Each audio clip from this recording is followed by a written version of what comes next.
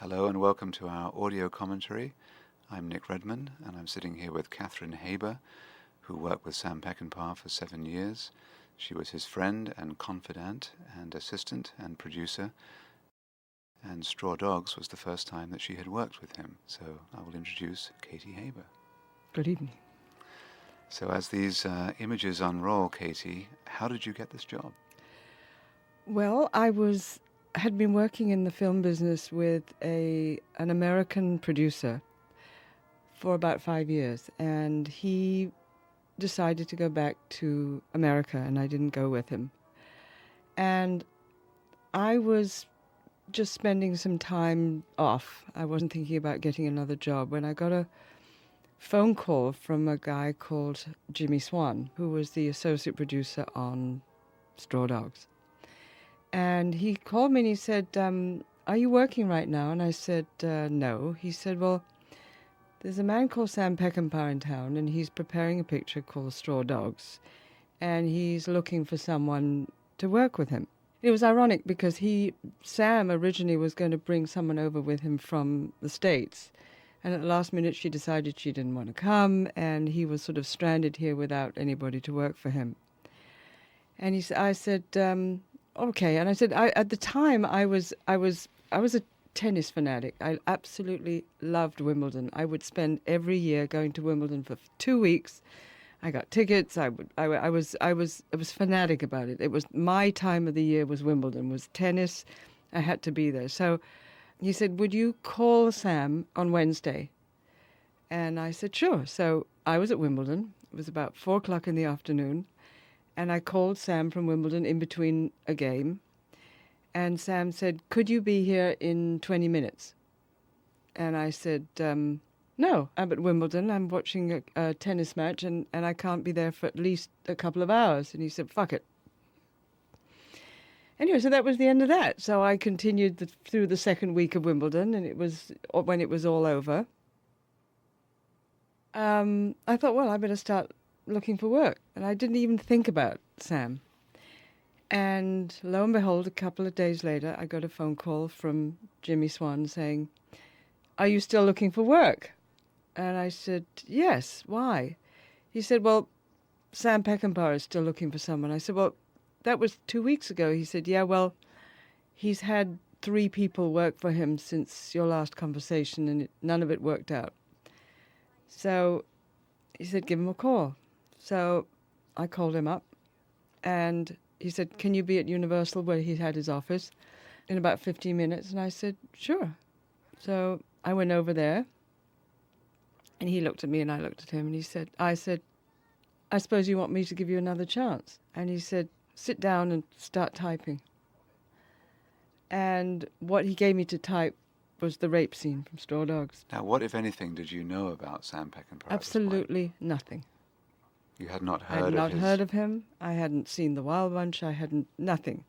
I walked in completely ignorant of who he was, what he'd done. And I was not cinematically stupid. I mean, I was a film buff, but obviously Sam's career and work had escaped me to that point. Was there anything in his manner that day that sort of made you say, well, yeah, I'll take this job, as opposed to walking away? Or at that point, could you have said no or Well, yes? he sort of bulldozed me into said, sit down and start typing. And this was at 5:00. And at 3:00 in the morning, I'd finished typing the script. And I think he hired me because Sam had the worst writing.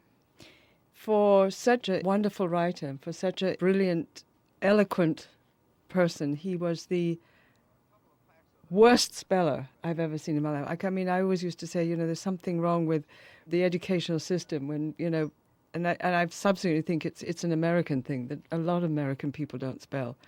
But Sam's spelling was the worst. And I think he realized that I was the person that could work with him because I could actually read his writing, understand what he was saying, and was able to complete the script at 3:00 in the morning. So when you had typed through the script, I mean, what did you think of the prospects of this film? I thought it was a pretty amazing script. And,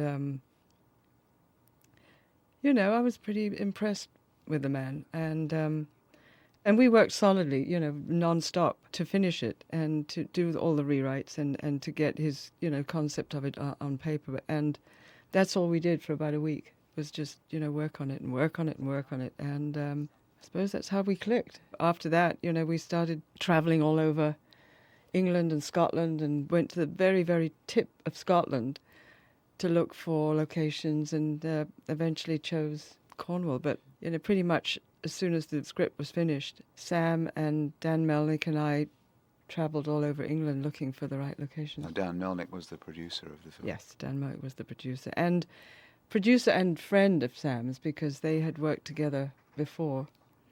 And it was Danny who chose Sam to do this. Was there any feeling at that time that Peckinpah really wanted to do this film, or was he drawn to the material, do you think, in any particular way? I think what he saw in it was what the picture eventually became, which was, man's territorial imperative. A man who normally would, couldn't hurt a fly, is pushed to the limits of extreme violence just to protect that which is his. And Sam always felt very strongly about that. Territorial Imperative and African Genesis by Robert Ardrey were two books that he really, lived by. And he saw in this that element of the human condition, that a man will be put, if that which is his is violated, he will go to the extreme limits and completely, metamorphosize into something totally different. Now, principal photography began in January of 1971 down in Cornwall. I think the little town was St. Buryan's. And by then, of course, he had amassed a pretty good cast of British character actors and, of course, leads in Dustin Hoffman and Susan George. How did he come to settle on Dustin Hoffman? Well, actually, his first choice, I remember when he was just sort of thinking about it, was he wanted Carol White and Jack Nicholson. I don't know whose decision was to bring in Dustin, but that evolved into Dustin. And then Susan George was actually sort of chosen by process of elimination. Susan came in, Vickery Turner, Judy Geeson, all tested. In fact, even a friend of his, Joey Gould, was tested. And Susan was chosen. She gave the best screen test. They were all screen tested. And the English actors, he didn't know any of them. The only person that he actually knew was David Warner. He knew David Warner because, obviously, from Cable Hogue. This was the first picture, actually, that David did after he had a very serious accident where he actually fell out of a window in Rome. I remember one day Sam and myself and Jason Robards were all sitting around David's hospital bed, and he looked at all three guys and he said, I did it for all of you.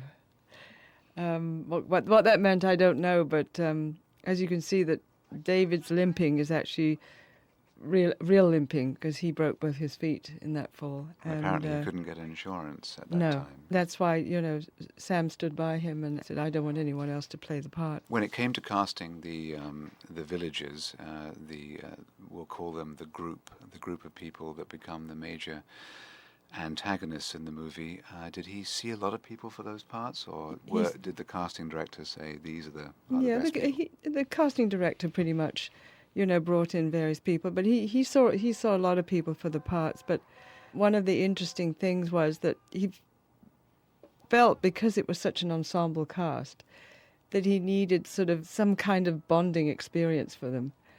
When we were all still in London, he said, I want to have a party for the male cast, and I want you to supply the hookers. I said, I beg your pardon. He said, no. I said, are you telling me I've got to be the madam for the evening? And he said, yes.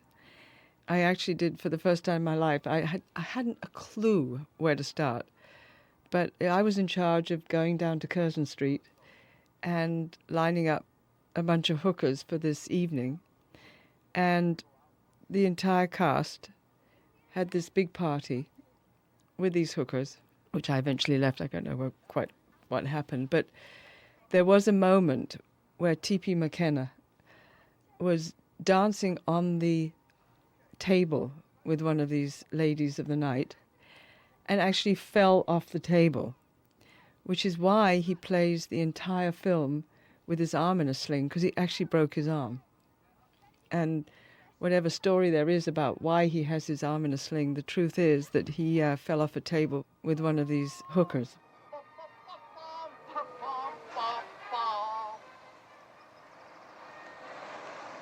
The casting of these guys is really very good, isn't it? Because you've got Del Henney as Charlie Venner and Ken Hutchison as Norman Scott, and they're the two people that really will influence what happens as Right. far as the group is concerned. It's interesting. I think of all the cast, and Sam is very much a man's man. The one he really bonded with was Ken Hutchinson. They had a very close relation. There was something about Ken that Sam really liked. I think Del Henney had a tougher time with Sam.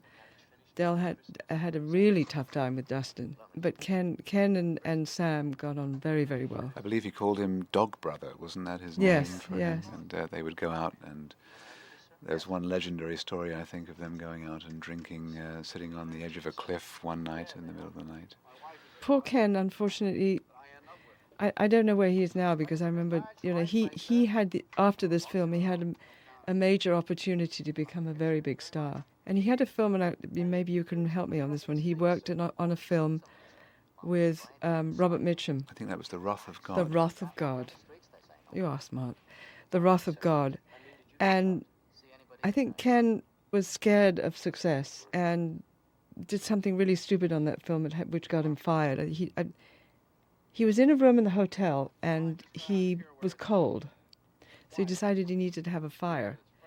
But what he did was he burnt the furniture in the fire in the room. The furniture was covered in varnish, and the varnish filled the room with smoke, so he had to break the window to get the smoke out of the room, and he was thrown off the picture. But Well, that's just the kind of thing a Dog Brother would do. yeah, you know. I think, unfortunately, Ken, was incapable of coping with success, and he could have been something really terrific because he was such a good, and I haven't seen him do anything since, so I presume that was the end of his He career. had I don't know. he had a career where he was in sort of police dramas and Was a lot he? of like British episodic television, Sweeney-ish type Right, things. but Sam, I must say, adored him. And there was a very strong bond between the two of them. One of Sam's strengths, really, as a director, is the casting, isn't it? He always seems to Absolutely. very, get And he's the right also people. an actor's director. He knows what actors need. I often wonder if Sam was still alive now, with the technology being what it is now in film, if he would have enjoyed making films now, because the greatest technology that he used was slow motion. And apart from that, it was, I don't know how he would have coped with all this digital, computerized technology that fills our films now. Well, his films were innately about character, Exactly, weren't they? Not about exactly. effects. Teller, smeller, locker in the cellar. Kitty, kitty! Where are you? Kitty. Kitty, kitty! Kitty, kitty! Kitty, kitty, kitty! Want a drink? I can't find the cat. Doesn't answer my call. Do I? You'd better.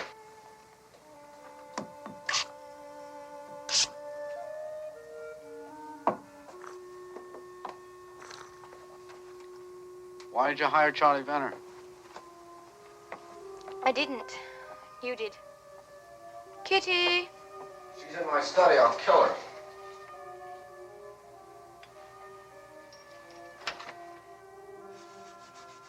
What? Now, as we watch the film unfold in front of us, we see, Dustin Hoffman and Susan George, their relationship, which is strained, to say the least, it seems, most of the time. Their characters I'm talking about. And how did they work together, do you think? Dustin is the consummate performer. I think he was more concerned with him, his shtick, his props and stuff, than working with Susan. I didn't see a lot of sort of practicing together, rehearsing together. I think he related more to his character and how he could portray himself than how he could relate to her. I think he left a lot of that to Sam. I really don't know how he felt about Susan as a person. I know Susan was very fond of Dustin. Their relationship as husband and wife, runs the gamut of every kind of, strain and dysfunction, doesn't it? I mean, Of course, he's a lonely person in a world that he knows nothing about, and she's in her world. She knows everybody. She has a past. She has relationships with people that he doesn't understand or doesn't want to understand or even know about.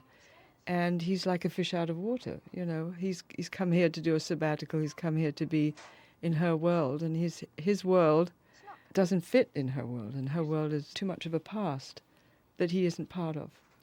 That's why the relationship becomes more and more strained. Her character says early on in the film that there never was anything between her and Charlie Venner, the Del Henney character, and yet there seems to be always an underlying tension between those characters as well as the tension between her and her husband, which leads to a lot of the problems that Oh, absolutely. But he knows and she knows that that's not true. I mean, just that meeting by the car, you know, it's like revisiting an old relationship just at that moment. You know, we're just carrying the bags to the car. You know something was there.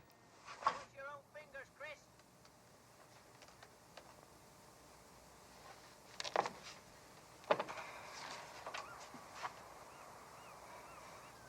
What was so funny with them?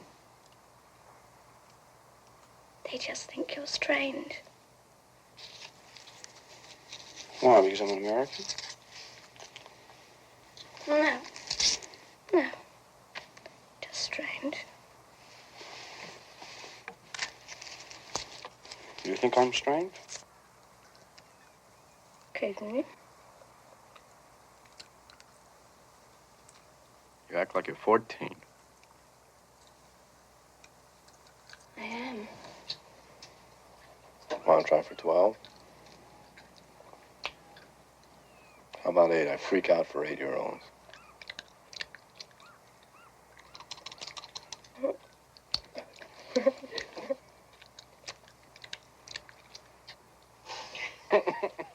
David! Huh? Will you please get some lettuce? Okay. And fix the damn toaster.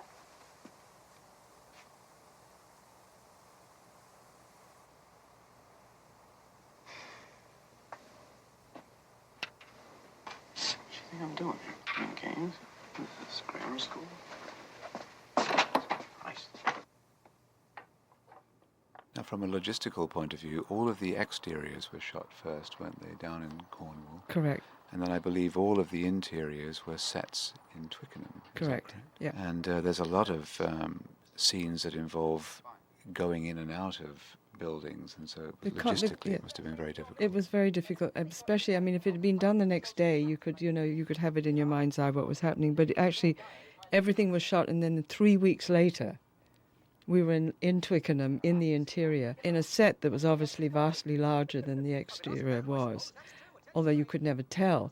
But when so many people and so many pieces of material, i.e. rocks and stones, were going through the window and had to land in the appropriate spot 3 weeks later inside the window, it was very, very complex. And, you know, Sam put me in charge of rock continuity, and I had to make sure that, you know, rock one came through what window at what angle and where it would land, and I had to remember where it came from.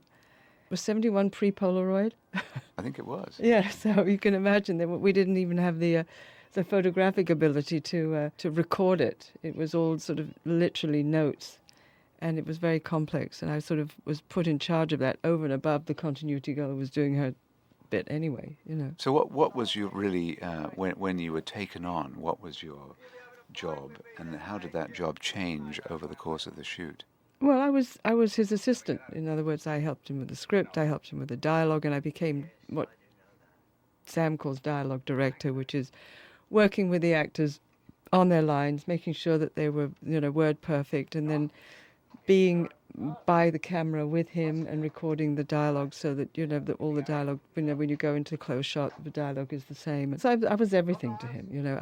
The other thing that I became was his medical person, because he got very sick on that picture. And even though before he was sick, he was used to having vitamin B12 shots, because someone told him that, you know, when you drink a lot and smoke a lot, you use up a lot of your B12 and B complex. And so he thought, in his way, that he would compensate for his drinking by having B12 and B complex shots every day. And at first, he was hiring a doctor to come in every day to do it at £5 a day. And I said, Sam, this is ridiculous. I'm sure I can do this. And I was given a needle and I practiced on a grapefruit for a couple of days. And then I became his official injector of B12 and B complex. In fact, on Pat Garrett and Billy the Kid, which is 4 years later, when everybody was suffering from pneumonia and flu and riddled with all the dust and dirt of the Durango madness, I gave B12, B complex shots to some of the most famous bottoms in the world. I had Bob Dylan, Chris Christopherson and Jim Coben lining up outside Sam's trailer for their B12 shots, which I became very adept at doing. So it was always in the bottom, never anywhere else? Always in the bottom, yes. But no, I was dialogue director, I was personal assistant, I was sometimes continuity. The one thing that was great about working with Sam was that I learned more about filmmaking than I ever could have done, going to film school or spending 3 years at USC in film school, because he gave me a lot of scope. On Cross of Iron, I did second unit, helped on the second unit director. On Convoy, I definitely did a lot of second unit directing. I was sat in the truck behind Chris and Ali in the truck throughout the whole, all the trucking shots. So, and I'm diversifying on other pictures, but he did give me a lot of leeway, and I learnt a hell of a lot from him. Hey, Your move. okay.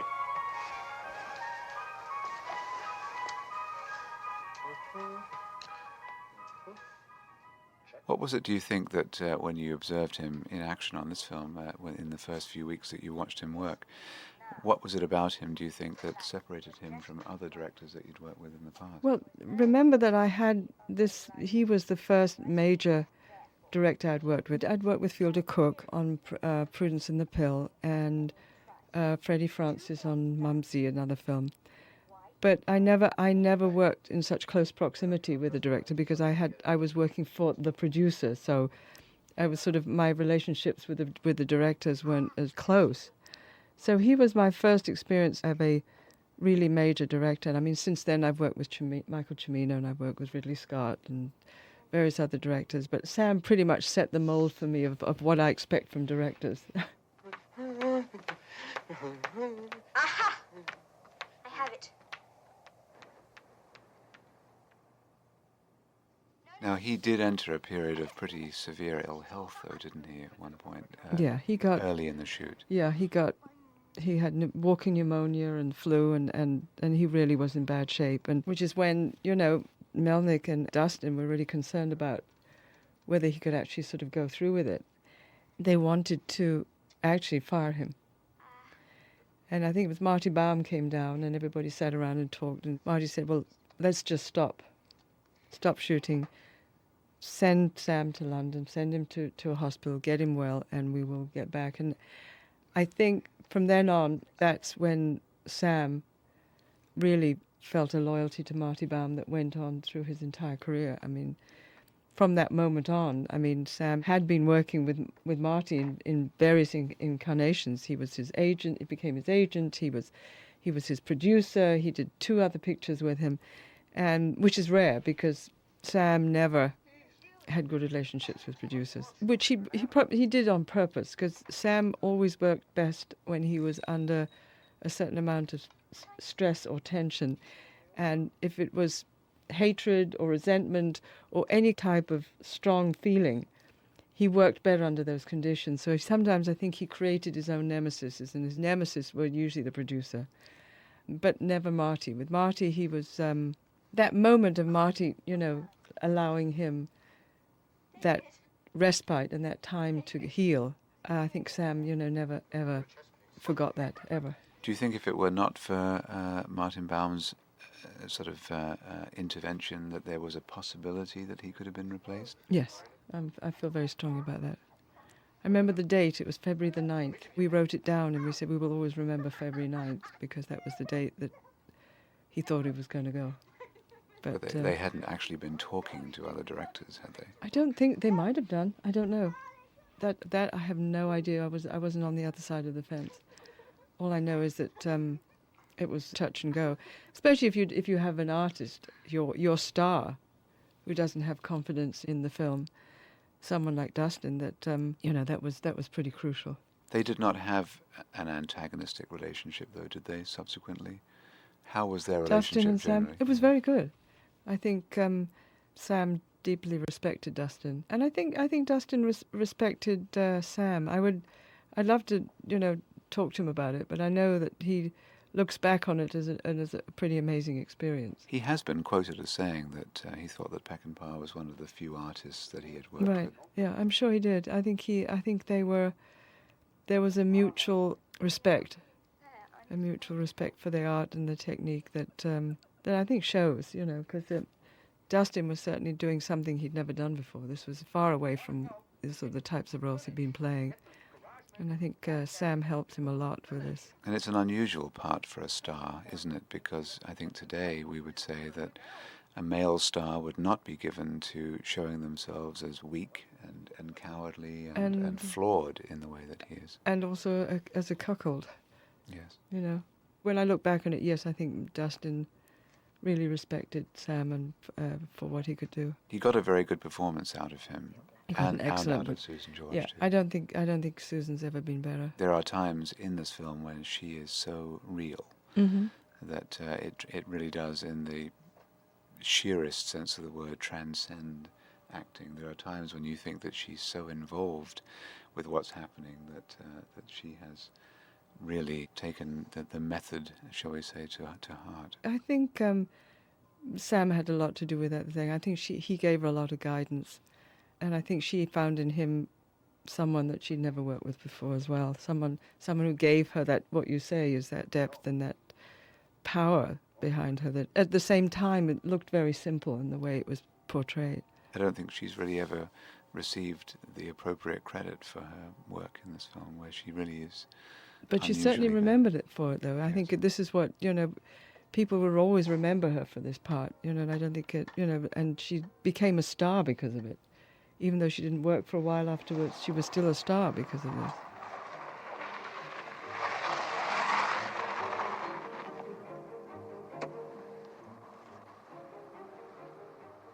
In terms of the dynamic of them with the group, with the yokels, the thugs, did Sam keep them apart? Did he make them separate from everyone else so that they would build that isolationism further? Not really. We were all stuck in this little village in St. Ives, and we were staying in this rather nice hotel, but, there was not much to do, and Dustin would play the piano every night and entertain everybody. Sam didn't calculatedly keep them apart, no. One of the things that, drove them all crazy was that when I explained that Sam needed a nemesis in his life to bring out the best in him, Dustin loves it or likes it when you try and make him laugh while he's on camera. And he uses that tension and that control that he needs. He did then. Maybe he's changed. I don't know. But he would like people to make him laugh so that his performance would have the tension of someone trying not to laugh. And he liked doing that. Unfortunately, none of the other characters like that, especially Del Henney. He hated it. And Dustin was constantly doing stuff when they were on camera, like he would come on, do his offstage lines with his pants down and stuff like that. And they hated it. And he wouldn't stop. I mean, he was doing it constantly, and they got more and more angry with him because of it. But that's the way Dustin likes to work.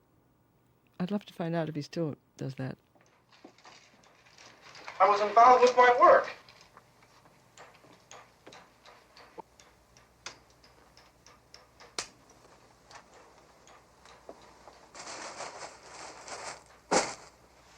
But I know why you're here. Why? Could it be because there's no place else to hide?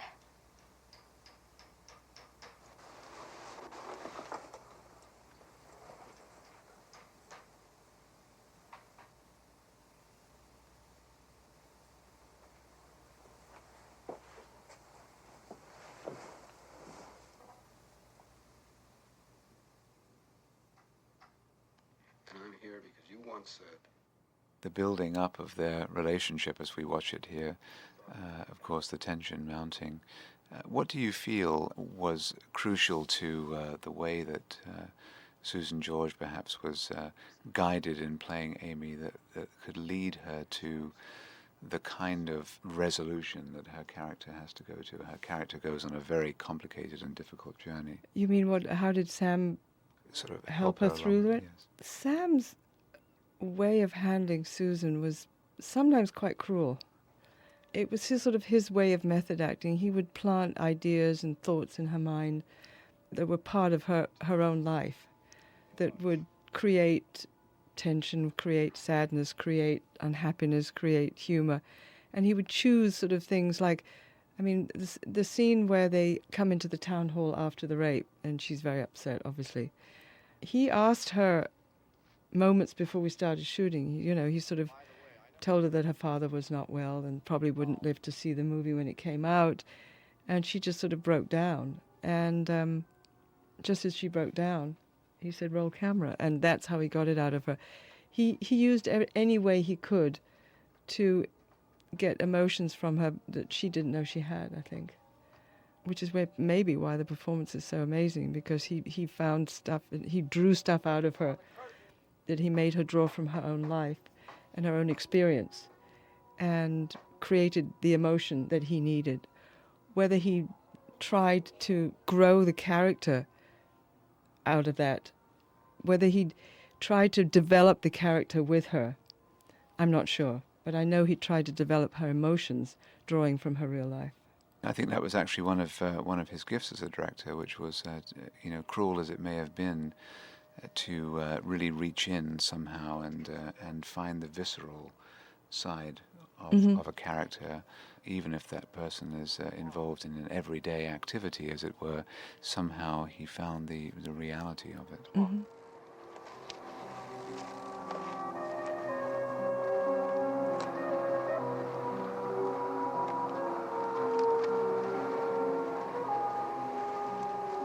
Hello? Good evening. Kitty, kitty, kitty, kitty. David, I can't find the cat. Can you forget the cat and let me work for a minute? Kitty. Kitty, kitty, kitty. Kitty. Kitty. Kitty, kitty, kitty. Kitty, kitty, kitty, kitty, kitty. Shit.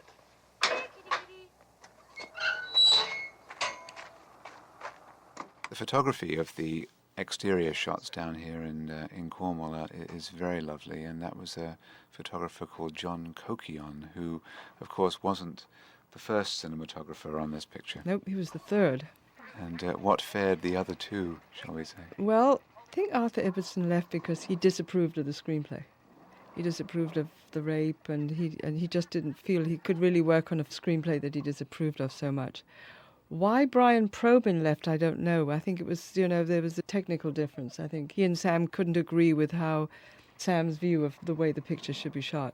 Sam and John Coquillon got on like a house on fire. It was a match made in heaven, and John was a dear, sweet man and very creative, and was able to portray what Sam saw the picture should be, and so it was a very good relationship, him and John.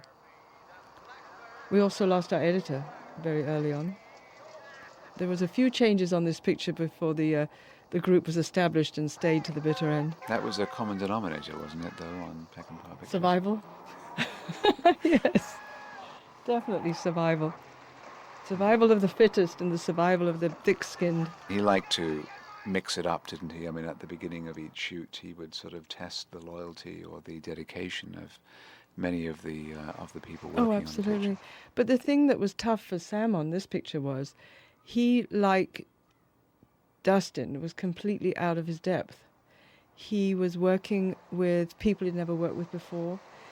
Sam very much likes his repertory companies. He likes keeping to the same cast and crew. He just feels more comfortable with them. And so here he was, almost, funny enough, when you think about it, I presume, and I've never even thought about it before, that he could relate to David's situation because Sam was also completely without his blankets. He had none of his old crew people. David was the only person he'd ever worked with before, and he didn't know who his cast were, and he didn't know who his crew were. So, he probably in that way could relate very much to David's character. It does seem that the character of David Sumner, as it was reworked, from the original book, The Siege of Trench's Farm, by Gordon Williams, that Peckinpah did imbue quite a bit of himself into the David character. And I'm sure he did, yes. Controversially as well, that Amy is also part Peckinpah, Yeah. I think. Well, of course, for Sam, Straw Dogs was a modern-day Western set in Cornwall.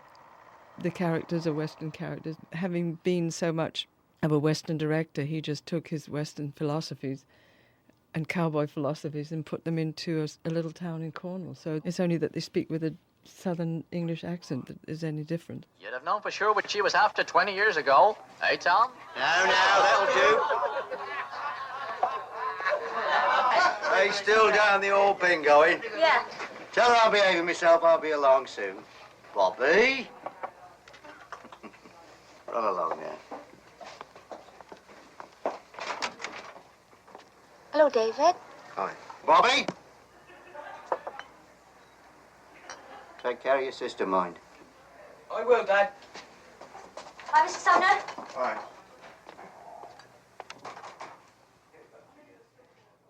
What was his level of confidence like during the picture? One always imagines him as being someone who knew what he wanted, but there must have been times that fish out of water feeling would have provoked some anxiety. Did he ever talk of that? I never felt, in all the time that I worked with Sam, that he was confident. I've been on films with him where he would not come out of the trailer all day and find some excuse not to. But the real reason was that he wasn't confident enough to really sort of go out there and do it. And yet when he did, it was brilliant, and everything was the way it should be, and every camera was in the right place, and every shot was what he wanted, and it all cut together. But confident, no, he did very little preparation. He didn't do much notes the night before. His way of shooting pretty much was established, and what he was going to do was established when he walked on the set that morning. I've worked with a lot of other directors who, did storyboards for every shot and prepared everything the night before, weeks before, but Sam truly got the feel of what he was going to do at 8 o'clock in the morning when he walked onto the set. What was the most difficult thing then, do you think, for him as he was finding his feet in England, and feeling unwell and adjusting to a new set of surroundings? How did that manifest itself in his personality? He was drinking quite a bit on Straw Dogs. I was in charge of the coffee flask in the morning, except the coffee flask in the morning had brandy in it. I suppose in a way I was not very good for him because I wasn't an enabler, but if I hadn't done it, I'm sure someone else would have. There would have been someone, but I think he saw in me, his sort of safety blanket because I was the closest to him. So yeah, he drank a lot. But drinking never, stopped him from doing anything on the set that wasn't totally right. Well, please sit down. Barney, Louise. Hello, Major. Hello, Major.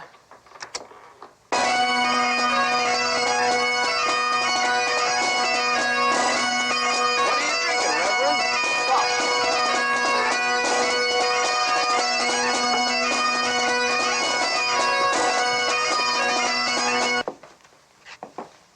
The Reverend and his wife came to invite us to a party at the church hall next week, David. This is a crucial scene, of course, we're watching now with the Reverend Hood, played by Colin Welland, where the tensions in the village, reach really sort of critical mass, where he realizes that even the authority figures of the village, are kind of aggressive and not very pleasant people, further enforcing, David's feeling of isolation. You know that Colin Welland did a lot of rewrites as we were going on. Sam found out that Colin was a very good writer, so immediately tapped into his talent. And Colin did quite a lot of contributions to the script as it was going along. He went on to have a very successful absolutely. screenwriting career, didn't he? Yeah. I think he won an Oscar for Chariots of Fire. But that's interesting about this script, because I've wondered, David Selig Goodman was the writer who did the draft that presumably Peckinpah signed on to direct, and then Sam did his usual contributions to that, and then he felt that it still needed further revisions as they progressed throughout shooting. I think, Sam and David being American, I think Colin Anglophiled it and added the Southern English flavour to it. It's worth noting, of course, that when this film was originally released in England, it drew a lot of criticism for being outrageously sort of exaggerated and ridiculous, as if this kind of local community was full of stereotypes and not quite believable characters, and yet you and I, of course, both as Brits, know that these archetypes, I would prefer to describe them, certainly exist, don't they? I think the British were upset that there was sort of an intimation of sort of inbreeding that, of course, the British couldn't possibly be accused of. But when you have a small town and when everybody's that close, it could happen, and, fathers and children and stuff like that. But I think they didn't like that idea. But the thing that really was interesting to me was that this movie was, especially by Alexander Walker, who's one of the top British critics, hated this film and slammed it and said it was, gratuitous violence, and yet lauded the praises of Clockwork Orange, which, although I love Clockwork Orange, that was truly gratuitous violence. This wasn't, and as I said, we go back to the whole territorial imperative. The violence in Straw Dogs was created by the desire to protect that which is his. The violence in Clockwork Orange was pure gratuitous violence, and violence for the sake of it, for the sport, for the pleasure of it. So it was always amazing to me that Straw Dogs was so highly condemned and Clockwork Orange was praised for what it should have been, but I think Straw Dogs should have been just as creatively appreciated. I think a lot of the problems that people have had with Peckinpah films over the years is their either misunderstanding of what they're seeing or their inability to know how to react to it. It can be very disorienting to know how to feel in a film like this, for example, where the emotions and the events, push people to their limit.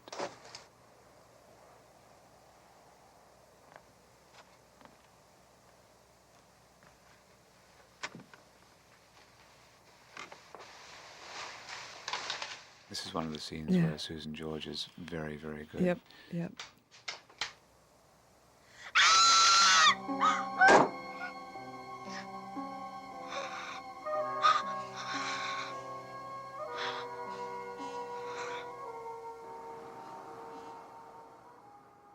Peckinpah, of course, was a literary person, wasn't he? I mean, he took great sustenance from books and very much history. So. He was an avid reader and devourer of archetypes. He understood people obviously very well. Which he got from his father, by the way. Much of Sam's philosophies, which run through his films, came from his father, what his father imbibed in him. Did you hear me? What? Scott or Causey. Why? To prove to you they could get into your bedroom. I don't believe that. Well, who else is around all the time? It's often said, of course, that all great artists end up telling the same story over and over That's again. True. And it is true, actually, and I think that... And it's true with Sam. He took a lot of his personal life and put it on the screen. The film that really was indicative of who Sam was and what his heritage was Randolph Scott, Joel McCrea, Ride the High Country. There were so many words in that film that were said to him by his father that he put into the film, and I think, Ride the High Country was Sam's heritage right there on the screen. How's it going, Johnny? Bloody heavy. All right, lousy way to make a living, though. You're going to look at them all day? Would you feel better if I went out and talked to them? I think it was courageous of Sam to come over out of his environment, which he was very protected by, and come and do this film. Maybe he didn't see it as courageous, maybe sort of as foolhardy, but I think it was a courageous step for him to take this one on. His career was in a little bit of turmoil, wasn't it? Because Ballad of Cable Hogue had come out and it hadn't done well, and he felt that Warner Brothers had mishandled it and treated it very badly. And But he felt that about every film he made. I mean, look at Pat Garrett. You know, I was stealing prints of Pat Garrett and keeping it in the fridge for weeks. You know, because he knew that his version of the film would never be shown. In fact, that film that was shown, but that finally became the director's cut, was the one I stole. Except we forgot to get the sound.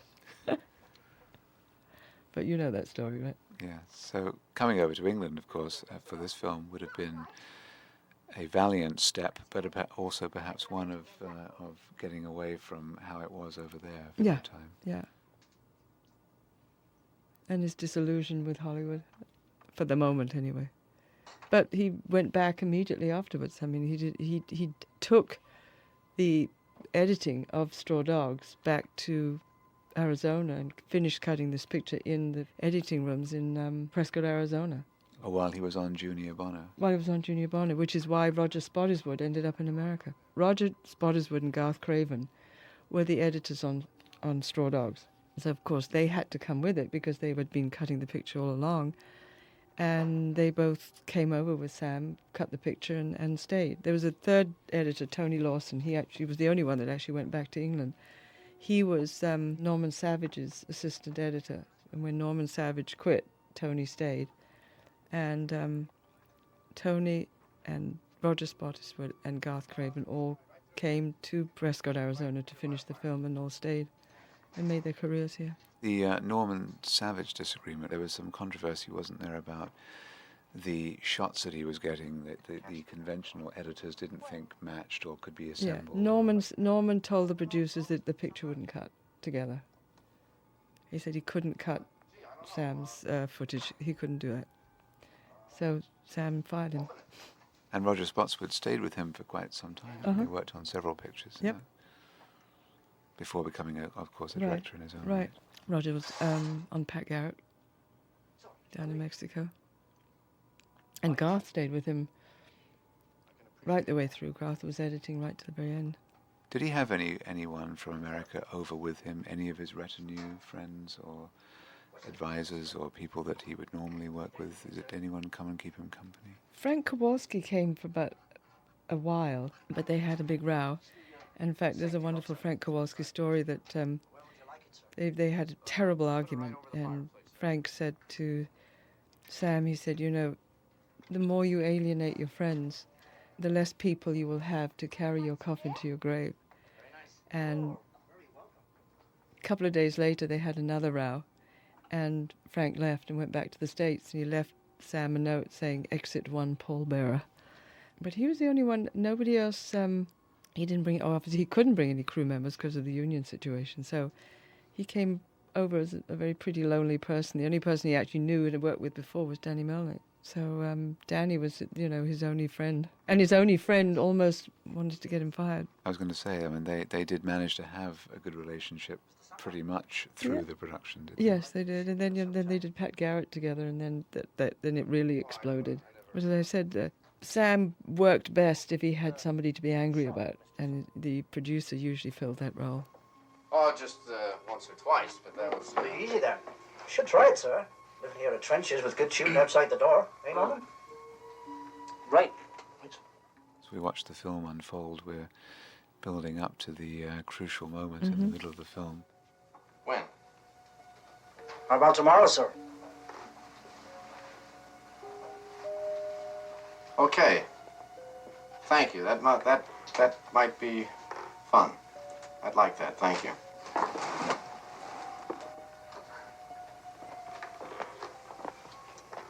What about the garage? It can wait.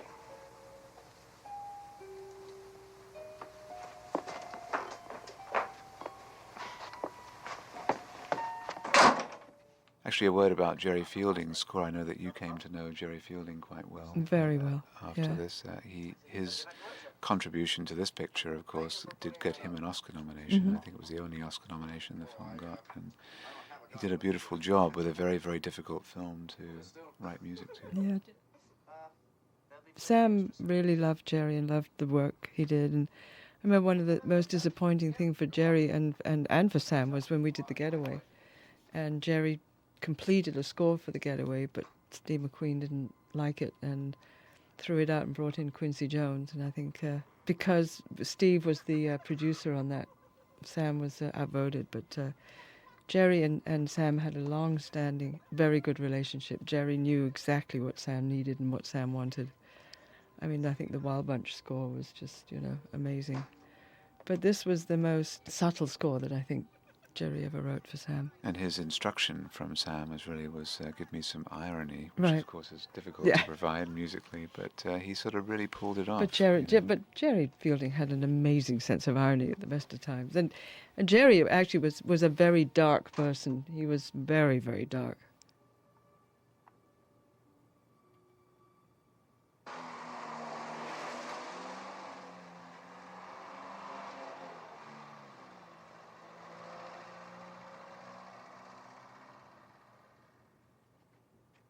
Now here we come to the big setup. Yes, he's been lured out onto the chute, and they're going to leave him there. Mm-hmm. And come back and Charlie is rape his wife. Yes.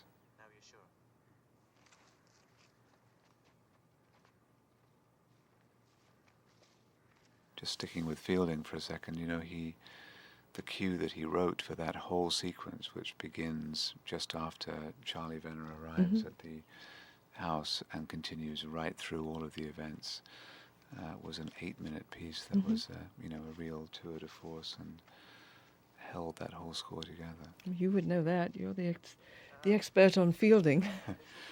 Well, Gordon Dawson, I thought it was a lovely quote. He described the music from The Getaway that you mentioned earlier as being like a man in a green suit walking in a forest, which is a very poetic way to think Jerry's of music. score or Quincy's score? Jerry's score. All right. Jerry still has that score, by the way. I mean, it still exists. I'm sure you know that. It was very lyrical and very light, and I loved it. They might come right down here, sir. Oh, they might come from behind as well. Sir. But I don't move. Stay still as you can be, sir. So what do you think then from the female point of view as we get to this big scene, which still reverberates with controversy to this day and has drawn, even as the film has been recently granted a rating for video release in England, the articles are beginning to pile up that begins to cite this film as being a terrible example of misogyny and everything that is bad about attitudes that men have toward women. Do you remember what, if any, discussion there was at that time about what the consequences of such a scene would be? Do you know, quite frankly, I don't think there was. I think one always knew it was an integral part of the film. Everybody went in knowing what was going on. I think one of the things that angered Sam a lot was that when it got down to it, Susan didn't want to do the scene, although she signed off that she would, and she said she would play the part. But when she got to it, I don't think she was able to do it.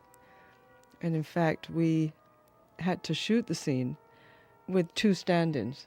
We didn't shoot it with 1 stand-in because Sam couldn't find the perfect Susan George body, and so we had to find one that sort of emulated her upper torso and one that emulated her lower torso.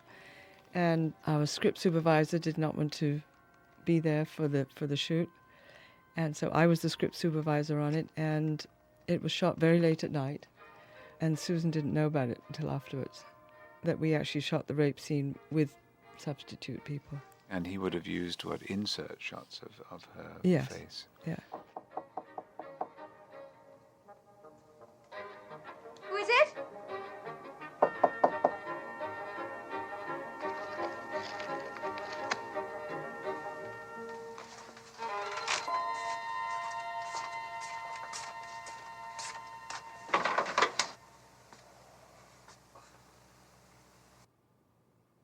Is David all right? And so that was shot, those substitute. Yes. They were shot. Yeah.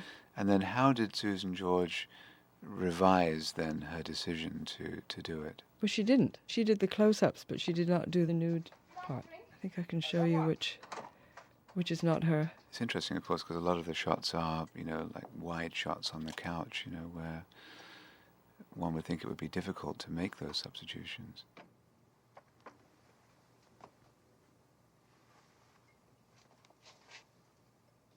mean, what do you feel as a man? Do you feel that it's misogynistic?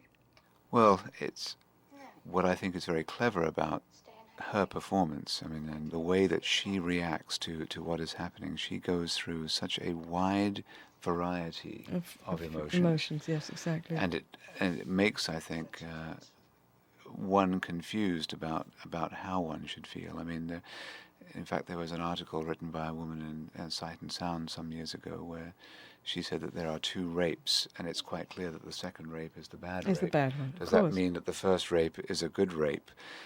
Is there such a thing?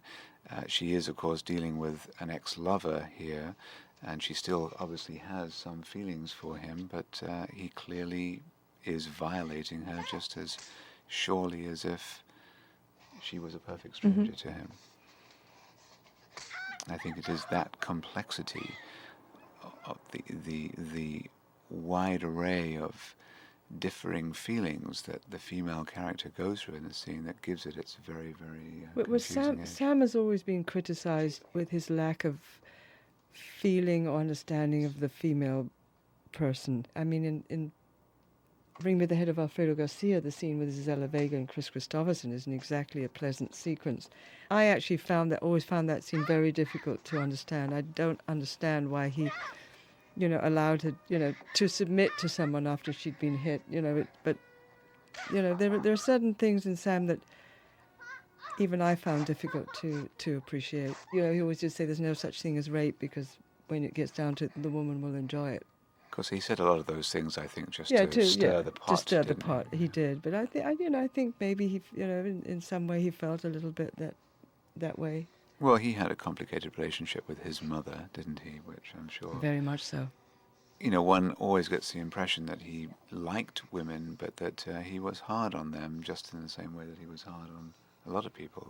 Well, he felt that his mother was the reason why his father died, that she denied him the chance to go to Washington and take on a political career because she didn't want to leave Fresno, and he never forgave her for that.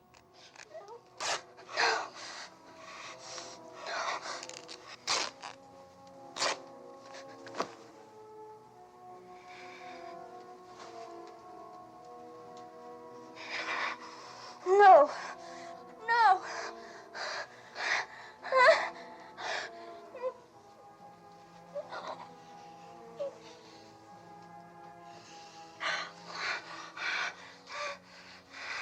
No. Critics often point out that there are a number of rapes in his films. This one, of course, being perhaps the most difficult of all of them to watch. Mm-hmm. I mean, even this part for Susan George must have been, awfully difficult. Very difficult. Very difficult. But she did it.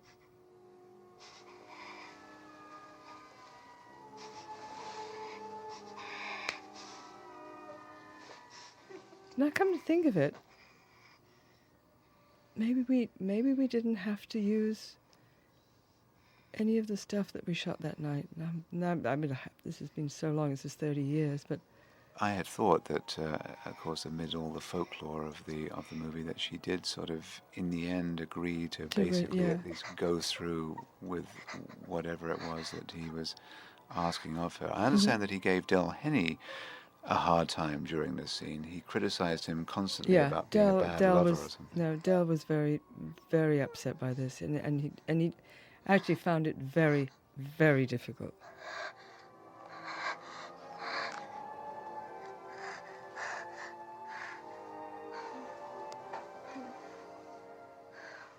How was this done? Was it done sort of all in one day, or was Yes, yeah. And it must have been a very, kind of intense day just intense. to have them. And what would he say to Del Henney to even help him understand what he's doing here? I wish I could say I can remember.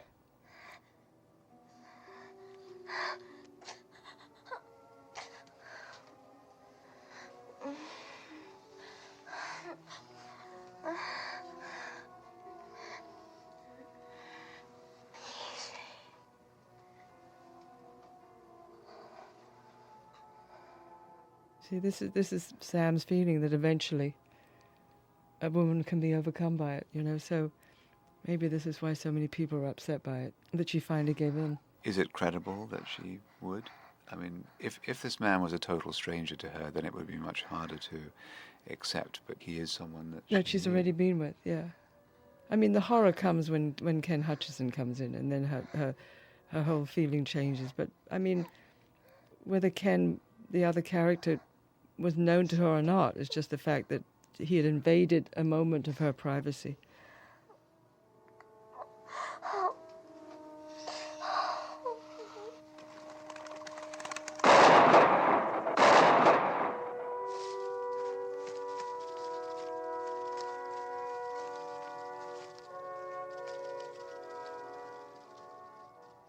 The entire film, of course, changes at this point as well. I mean, this is the moment where she is forever changed, he is changed. Here, of course, one of Peckinpah's regular things, which I always love about his work, is, he shows the yin and the yang, the guilt over the death of a living thing. The bird here, cross-cut with the literal taking away of a life. I mean, what's happening to Amy is, in a way, as serious a thing, and that their roles are reversed, Right, in exactly. effect, as a result of it. Well, this is the moment where the roles are reversed. He now becomes a person in his own right, but before he was just party to someone else's existence.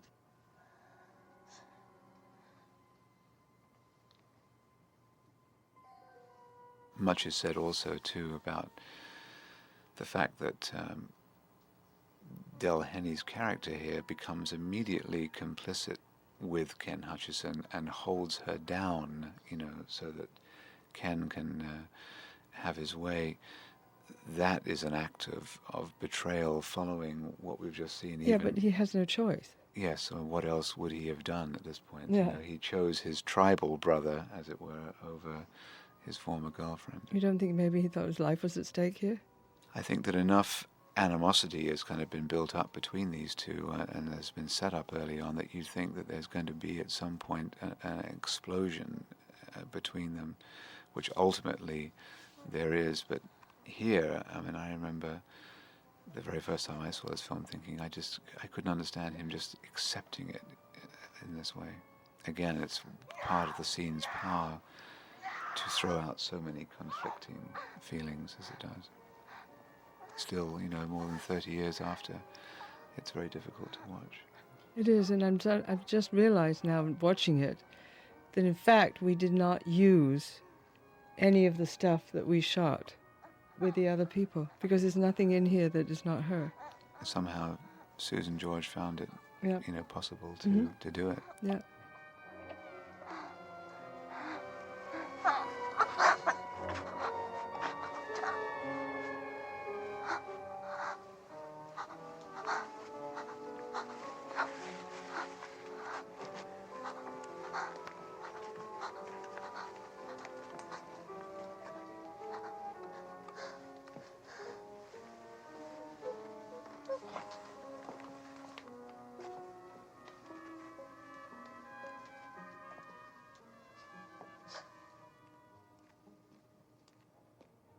How long was the Cornwall shoot? About 3 or 4 weeks, or Yeah. longer? About 3 or 4 weeks of some of the most extremely cold conditions I've ever worked in my life. It was freezing. It's one of the reasons why Sam got so sick.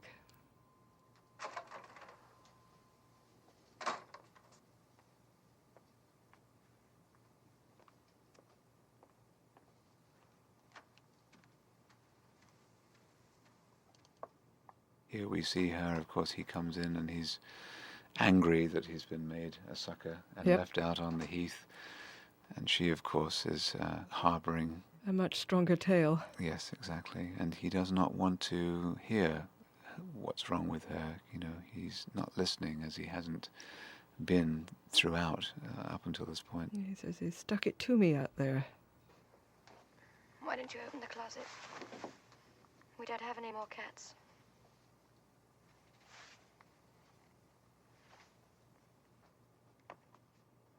To what degree do you think that Sam knew that he was making something controversial? Do you think he had that feeling when he was making his films, or was he just making something that he thought was a personal statement, and he wasn't aware of what the results would be.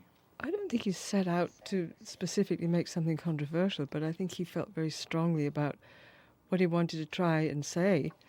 You know, I'm sure he knew that he had a very serious picture on his hand that, you know, a lot of people would be very upset about, but I don't think he set out to be controversial per se. He set out to do something to make a major statement.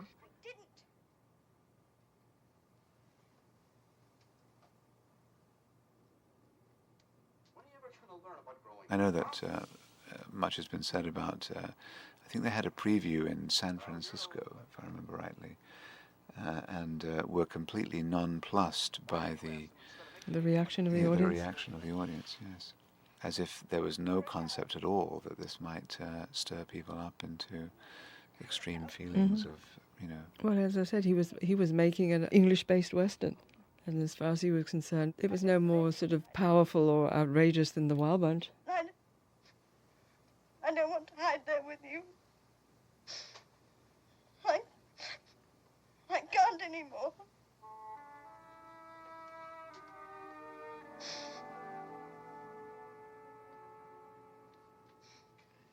In fact, it was a much simpler story than that. I mean, he had done the ultimate with The Wild Bunch. He had gone across boundaries and crossed so many barriers with that film and created such a landmark film that I didn't think he felt that this one was even close. But I think it was definitely a landmark film in the way people viewed sexuality, people viewed the human condition, that it obviously bypassed a lot of people and was just taken as as more of an exploitation picture, which is the great shame that you say that, people didn't see it for what it really was. It was clumped together with many other pictures that were banned or turned down that were almost Roger Corman type of films. Well, that was the sort of reaction to the movie. Yeah, It was a kind of a low-rent exploitation B-movie. And it's helped, I think, enormously by its cast, because the cast is good. I mean, even though these were character actors, I don't think any of them had done much really before this, but they all had careers in TV, and Jim Norton, in fact, who plays Chris Causey, the rat catcher, is in a lot of American He's here now, television. And he had in Dustin Hoffman a star who was really just coming into his own, wasn't he? At that point, he was about to reach the zenith.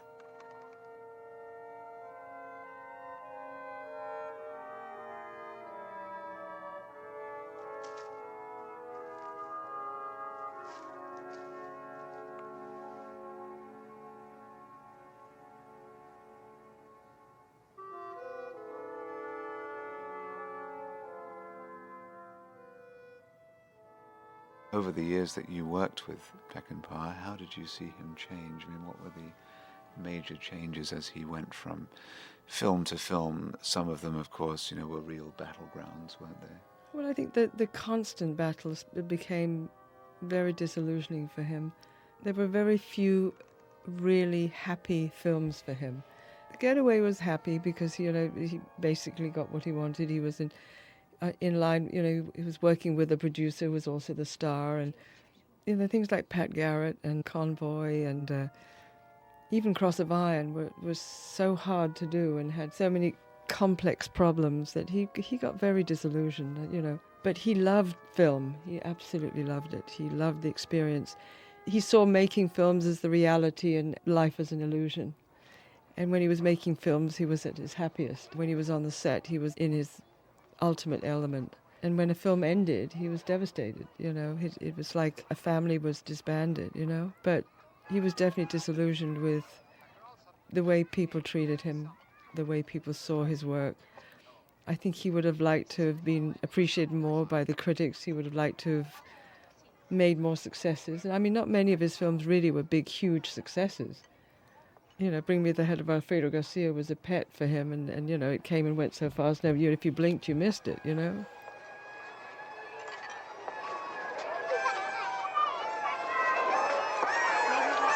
Thank you. I think she'll be able to see okay. That's fine.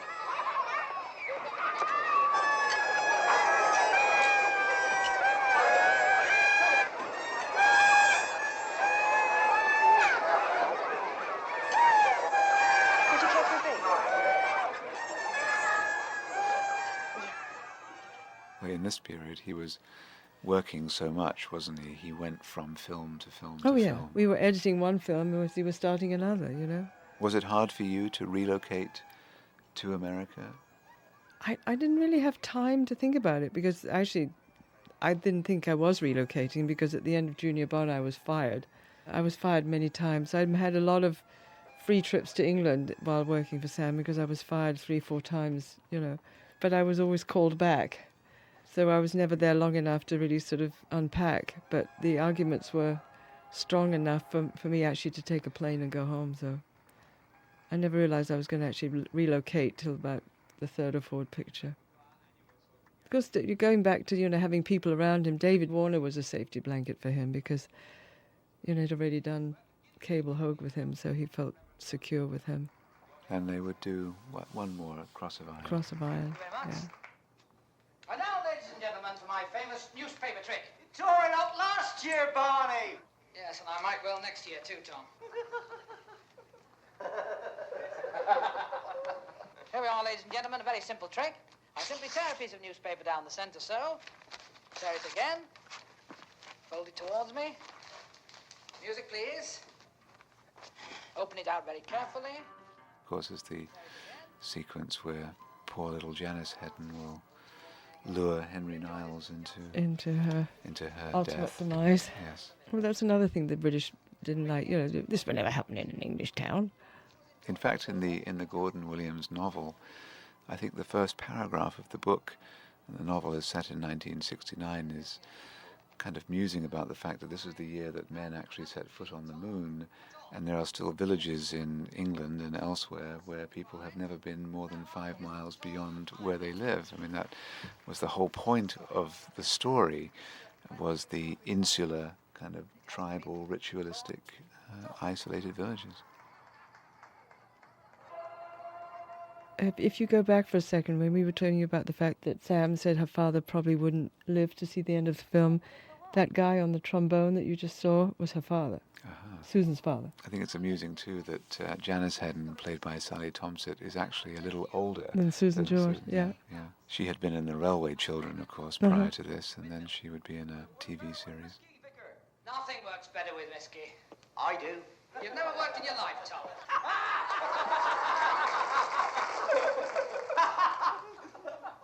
Now, ladies and gentlemen, I take the lid off my cocoa tin.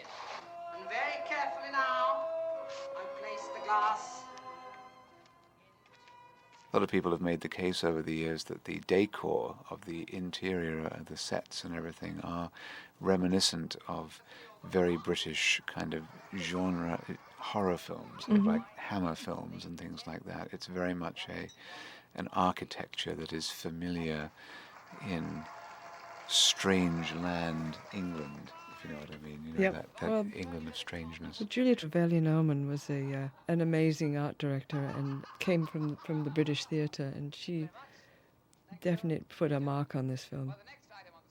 It was an interesting relationship, you know, sort of Sam, you know, the ultimate Westerner, and Julia Trevelyan-Oman, the epitome of British sartorial elegance. And how did he come to pick her? I don't know. I really don't know. I think she was recommended as being one of the top art directors in England. I mean, he had to go pretty much on the recommendations of people over there in England because he'd never worked there.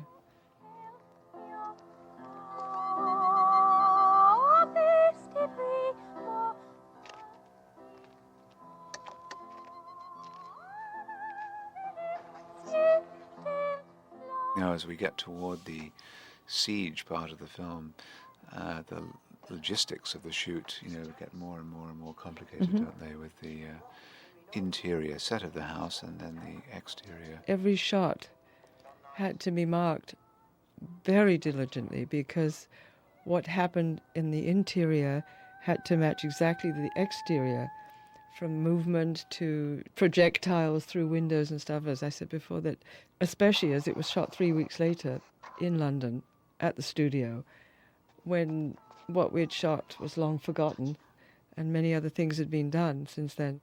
The logistics of it at a time when recording of such things was far more basic. We didn't have the technology we have now to be able to do those sort of matching shots. But there is so much running in and out of that house. Exactly, In the siege, you know. you know.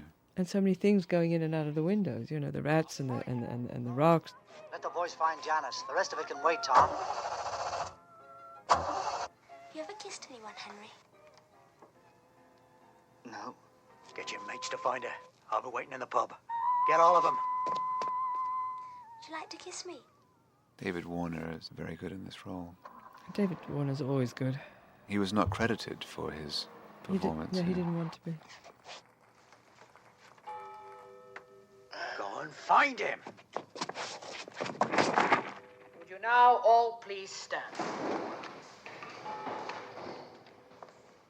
This scene, of course, has so many echoes in many other Peckinpah films. There's a sense of he didn't like religion very much. He was not a fan of organized religion. This looks very much like the temperance meeting in the Wild Bunch. Yes, that will go horribly wrong. Yes. And of course, later in Bring Me the Head of Alfredo Garcia, where the young pregnant woman's family are always surrounding her with candles and religious icons. And it's interesting that actually Sam never did a film that really showed his feelings about religion, but there was always sort of some moment in each film where his religious views were depicted. Amen. Janice, where are you? Come on home. Oh, they might hurt you.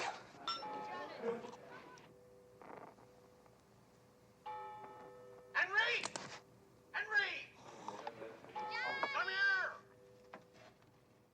that's, of course, the death of Janice Hedden, and that sets in motion the whole siege to come.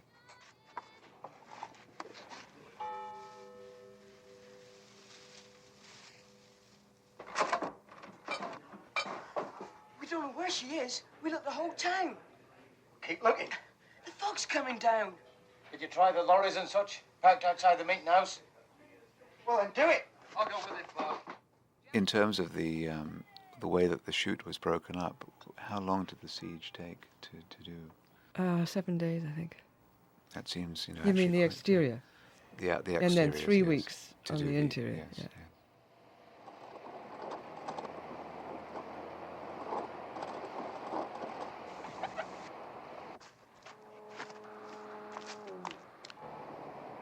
We're almost home now.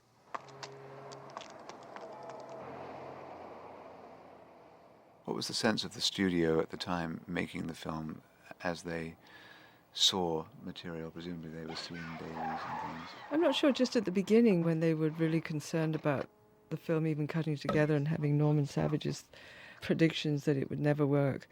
That was when the confidence in the film was sort of most rattled. But I think as it went on and Sam was sort of regained his strength and regained his equilibrium as a director, I think they were pretty confident in what they had. And as I said, Marty Baum was always a very strong supporter of the films.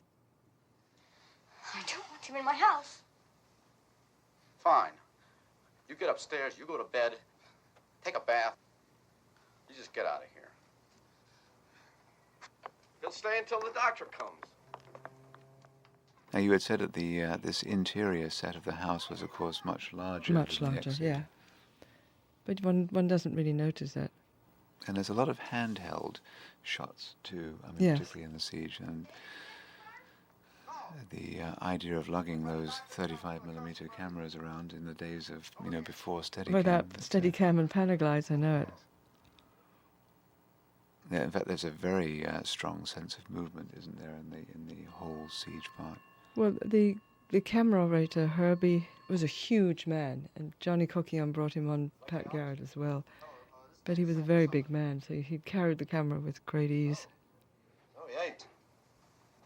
Oh, well, when he comes in, could you tell him to call Trencher's farm? I've got Henry Niles here. Right. It's the American looking for Ulsa. He hit Henry Niles with his car. He's got him up at Trencher's. Great faces, these actors. What was your sense of what people like T.P. McKenna and Peter Vaughan, were they really enjoying being part of this film? Very much so. Peter Vaughan had a ball. he loved it. And TP got on. TP didn't have such a strong part in it because he sort of came in and out. But as I said, Ken Hutchinson really enjoyed the whole experience. Del Henney had a tougher time with it because he had the toughest role because he was. I think he felt very insecure about what he had to do and what Sam expected of him. But Ken got it, and so did Peter Vaughan.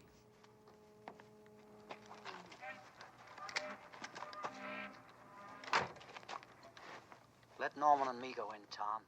Peter Vaughan plays the character that we've met many times, you know, both in life and in films, the kind of the blue-collar tough guy, you know, who has a clan, an extended family, and has a lot of the people in the town on his side, and he's a very tough character, and you know, he has his way, but at the same time likes the idea of having someone like the judge, the T.P. McKenna character, you know, the major, respect him, and it is the major's lack of respect that sort of is ultimately. Well, I think he resents David as much as he resents the T.P. characters for their intellectual and their.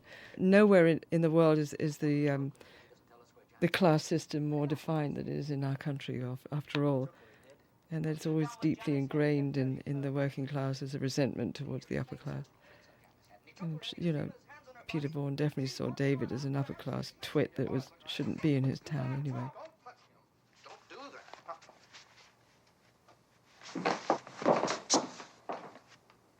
Put your hands on me. It's none of your business. And it never has been. That's fine.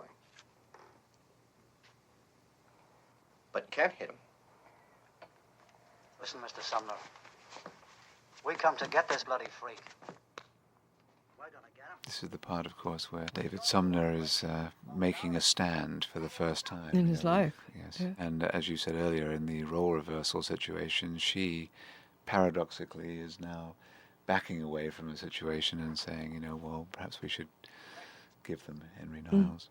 Listen, Henry, did you see Janice Hedden tonight? Of course he did. Ain't you listening to me? Listen, he did his dirty numbers on her.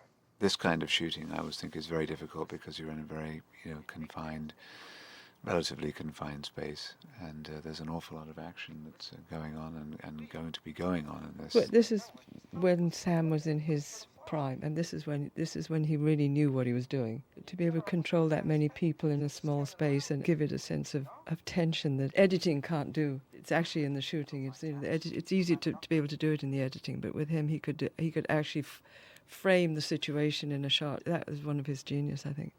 I think probably one of the greatest directors ever for creating that kind of drama out of just a tableau, really, Yeah. you know, and a feeling of dread that you get, you know, when you know that things are building up and are going to get very sour. But what you can see is his theatrical experience comes through. He worked a lot in the theatre before he even got into film, so.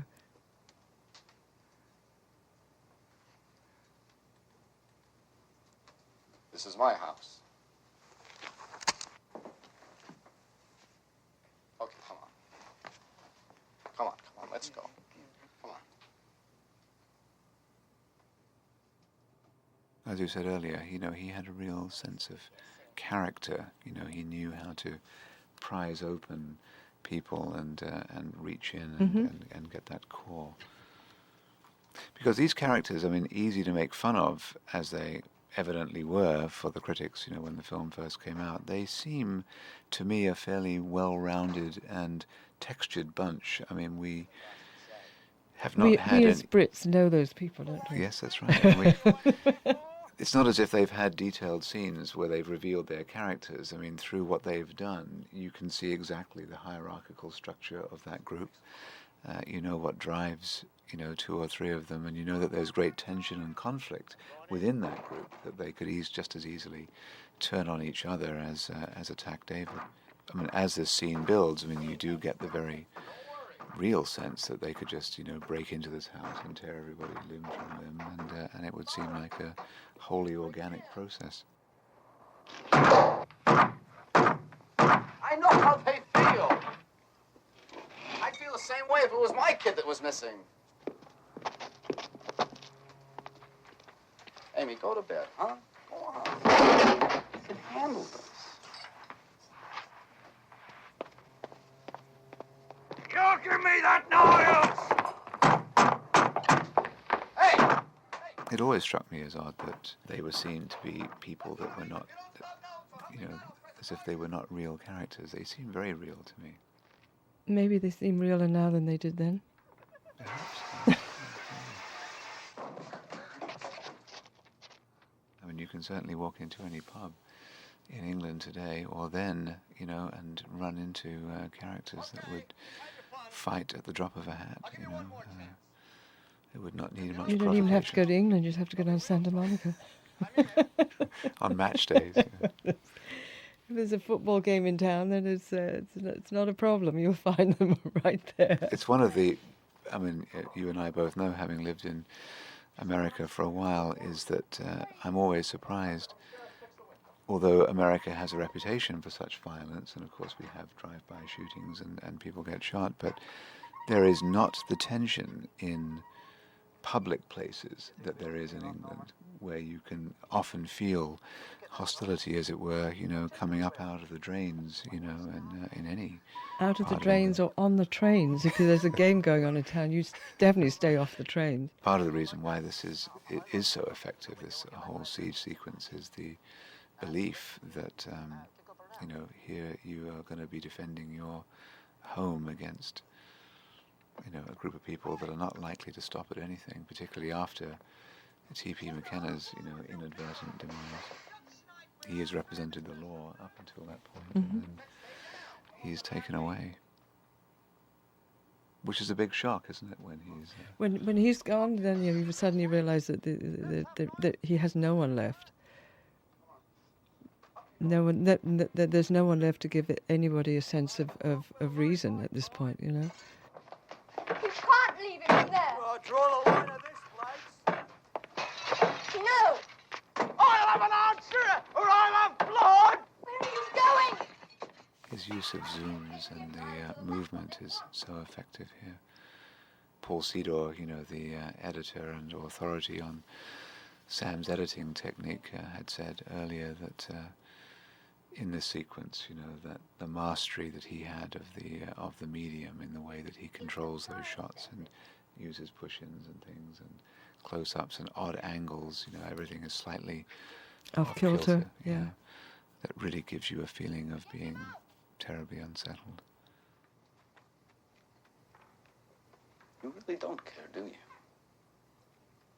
No, I don't.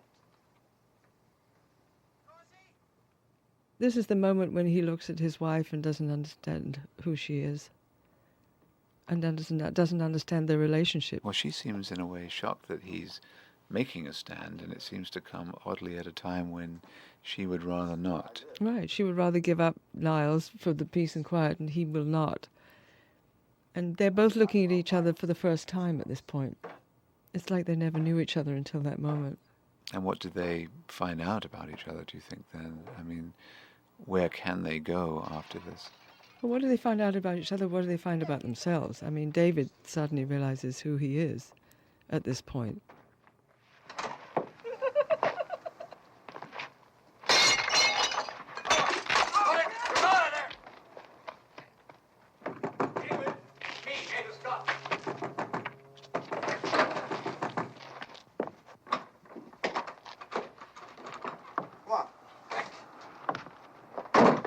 Finally got through the enemy lines. Don't worry about that. I'll tell them to clear off. Sorry I didn't get here earlier. Interesting that T.P. McKenna is able to convey, isn't he? You think, oh, he's here now, so everything's going to be all right. But it gives the audience a breather. Yeah, I know that, but you're the law here. Where can he be? Still thinking about all of your logistical Oh, yeah, exterior, interior stuff here, because this is hard. That rat was thrown 3 weeks before it landed. Well, Tom, you're being a bit stupid, aren't you? Chucking things through people's windows. I had always wondered whether some of these shots were Twickenham, because the fog, you know, obscures whether or not that would be, you know, an actual location, or whether No, it could this just is be exterior. But really, it's amazing that every single one of those shots were exterior. Listen, Tom. We don't want any trouble here, do we? There wouldn't have been any trouble if you put Henry Niles away. You want to put my hammer away soon enough? Damn you, Hedden, give me that gun. Damn you, Major. It's the final tussle for respect that Peter Vaughan has always looked for from the Major and never received, and now won't have a chance to have it anymore.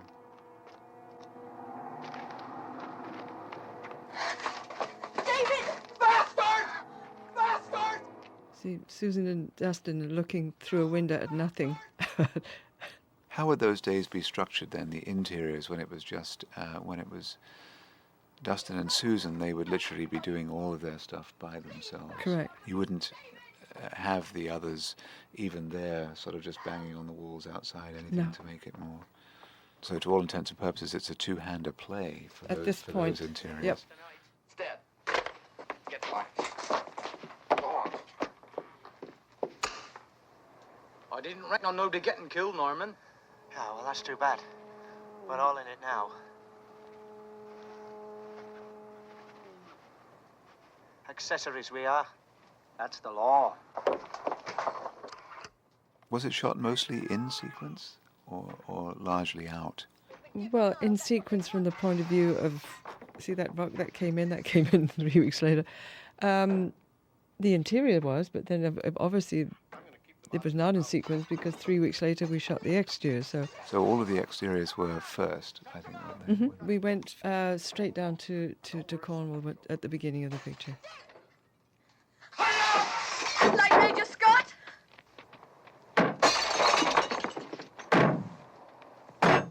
David, how are you going to keep them out? I can keep them out. How? There are 5 men out there. I know that. They have a gun. And did you go down there again toward the end to go and get anything else? And there was no pickups or reshoots or anything like that. And the set had obviously been built.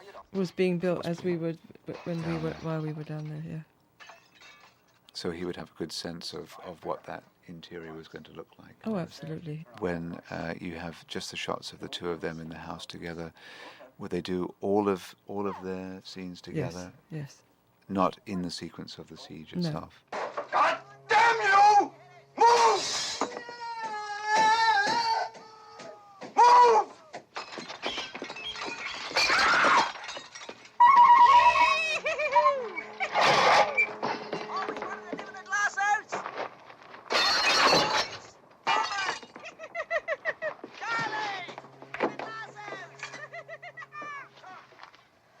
What are you going to do on your own?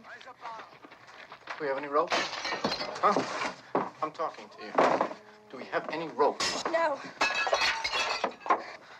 I suggest you get out of the way of the windows. I also suggest that you turn the rest of the lights on upstairs. Do we have any wire? I told you I won't help you. Very compelling, isn't it, watching like this? Makes you want to stop talking and just watch. Oh, we have to give our I know, DVD listeners their money's worth, I'm afraid. We have to keep talking to the bitter end. Could you all sit back and watch this with me now? Because I really don't want to talk. So if we can talk a bit about the aftermath, perhaps, so after the film was shot, what did Sam do to recuperate? You know, he took the unit over to... He didn't have time to recuperate because while we were shooting Straw Dogs, he got his next picture already set up, which was Junior Bonner. And Junior Bonner was a rodeo picture. And we had to start shooting at a certain time in June because the whole picture was based around a live action rodeo in Prescott, Arizona that took place, I think, the beginning of May or June, I'm not sure. So as soon as the film ended, the entire editorial staff and all the film and everything was shipped to Prescott, Arizona, and he shot Junior Bonner in the daytime and cut Straw Dogs at night, plus assembling all the footage of Junior Bonner at the same time. So he didn't have time to relax. He went straight on to another picture, which for him was great. You know, it was actually working all the time. But it's interesting, though, isn't it, being able to switch your mindset, as it were, from shooting at one picture during the day and then having to get back into the mood of this for the evening. Please, love. Wait there, I'm coming, Charlie.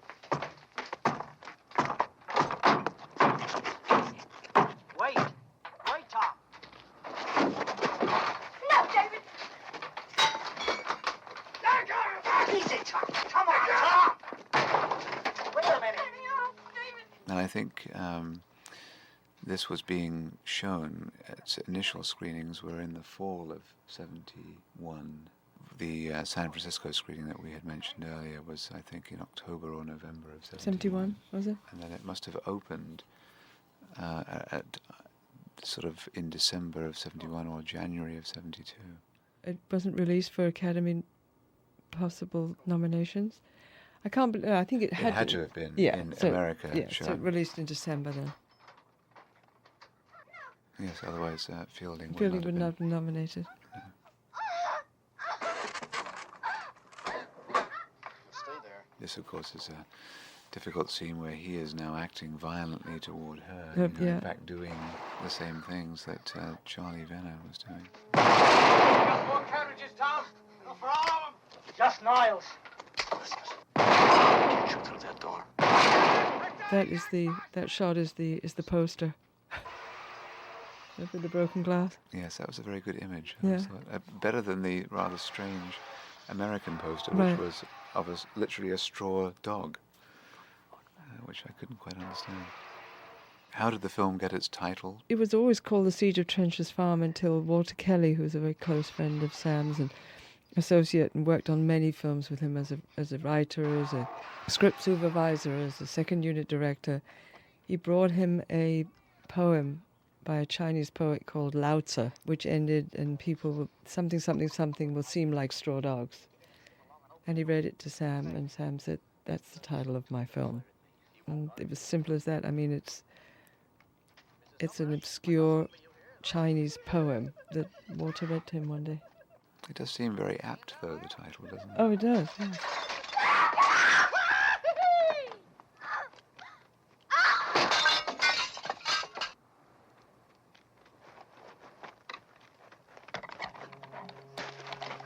Let go! One move, you son of a bitch. You know, slit your throat. Give me your other hand. Come on. Now, I will have a tough time knowing whether this was exterior or interior, because it's one of each. It's halfway through, but I think it was probably shot interior. My neck's on the glass. You almost start to feel sorry for some of our thugs at that point.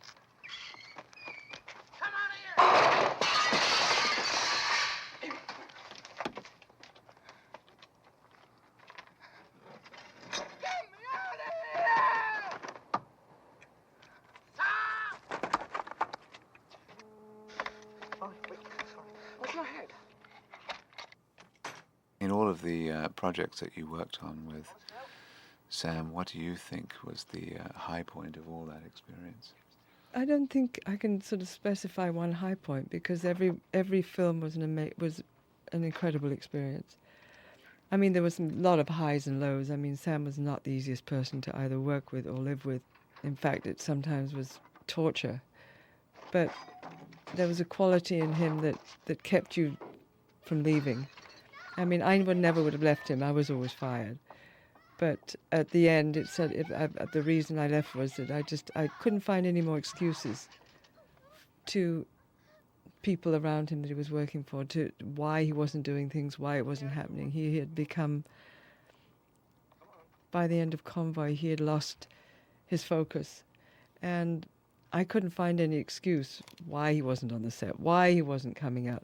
I usually had an excuse, well, like the prop master hadn't got his expenses paid, or because he would use those sort of excuses. He said, I will not leave my trailer until the producer comes down and tells me why this, those sort of things. And I was able to find somewhere in my imagination ways of excusing him.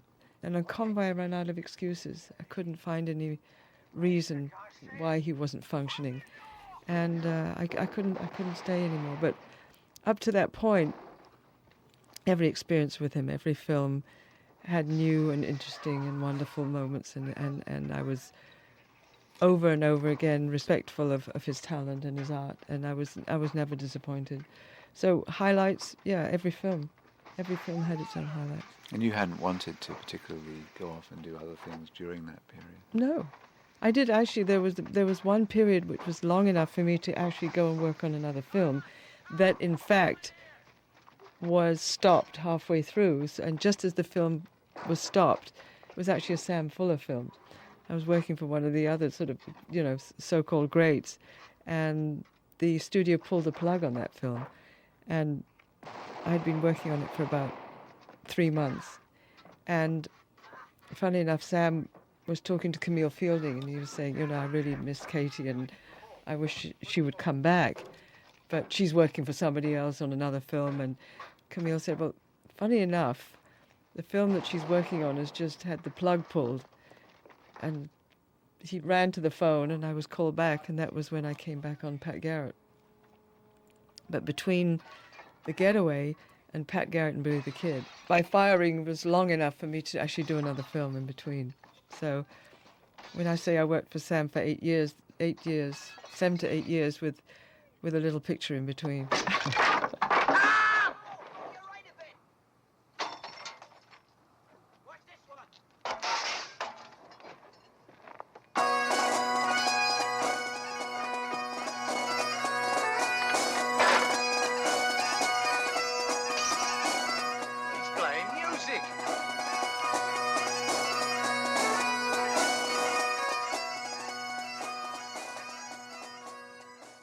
Quite an odyssey, though, isn't it? That's quite a group of films that you worked on. I think so, yeah. I've talked to a lot of people who are sort of Peckinpah aficionados and Peckinpah fanatics, who have treated me with the utmost respect because I was around for all their favourite films. And I've met a lot of people who have envied me, and it was only sort of after the fact that I realised that how many people out there sort of really respect and love his work and see me as a conduit to that, because I was one of the few constants in his career. So to that end, I'm very grateful that I was able to be a part of it, although it wasn't easy.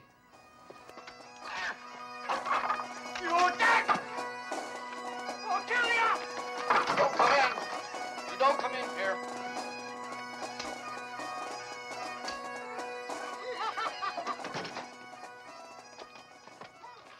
No, it took obviously some not small measure of dedication, I would think. Yes, absolutely, because there was a lot of anger in Sam, and that I became the recipient of, because, he always used to say, you always hurt the people that you're closest to, but I think I was the easiest. I was always closer to him, and I was always around him, so I got a lot of the anger that maybe should have gone to someone else or another situation, but he was always very apologetic about it, but I was definitely a hot receiver of his of his inner torment. Let's put it that way. He managed to lose quite a few people over the years. He did, yeah, a lot. A lot of people ran away after they couldn't take it, but a lot of people stayed. A lot of people were very loyal to him and loved him. Actually, but there was a lot of people that... Let's put it this way, Sam was not a person you were indifferent about. You either loved him or you hated him. And those who hated him really hated him. And those who loved him really loved him. And he had a core group of people that really loved him. And always, when he rang up and said, we got the next one, would be there. Would be there for him. I've got plenty of time, Mr. Sumner.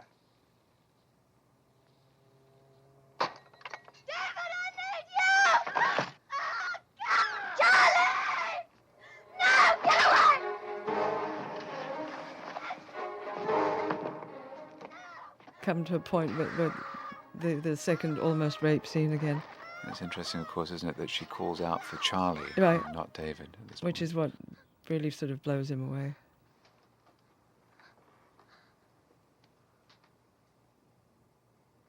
I've always wondered really exactly, Ken Hutchison here is basically asking, Charlie to be killed. shoot him, yeah. And he's happy to oblige, in the end.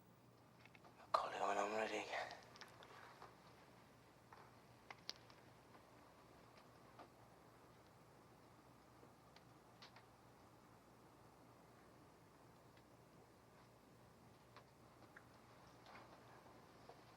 Do it, Charlie. Do it, Charlie, do it. Yes.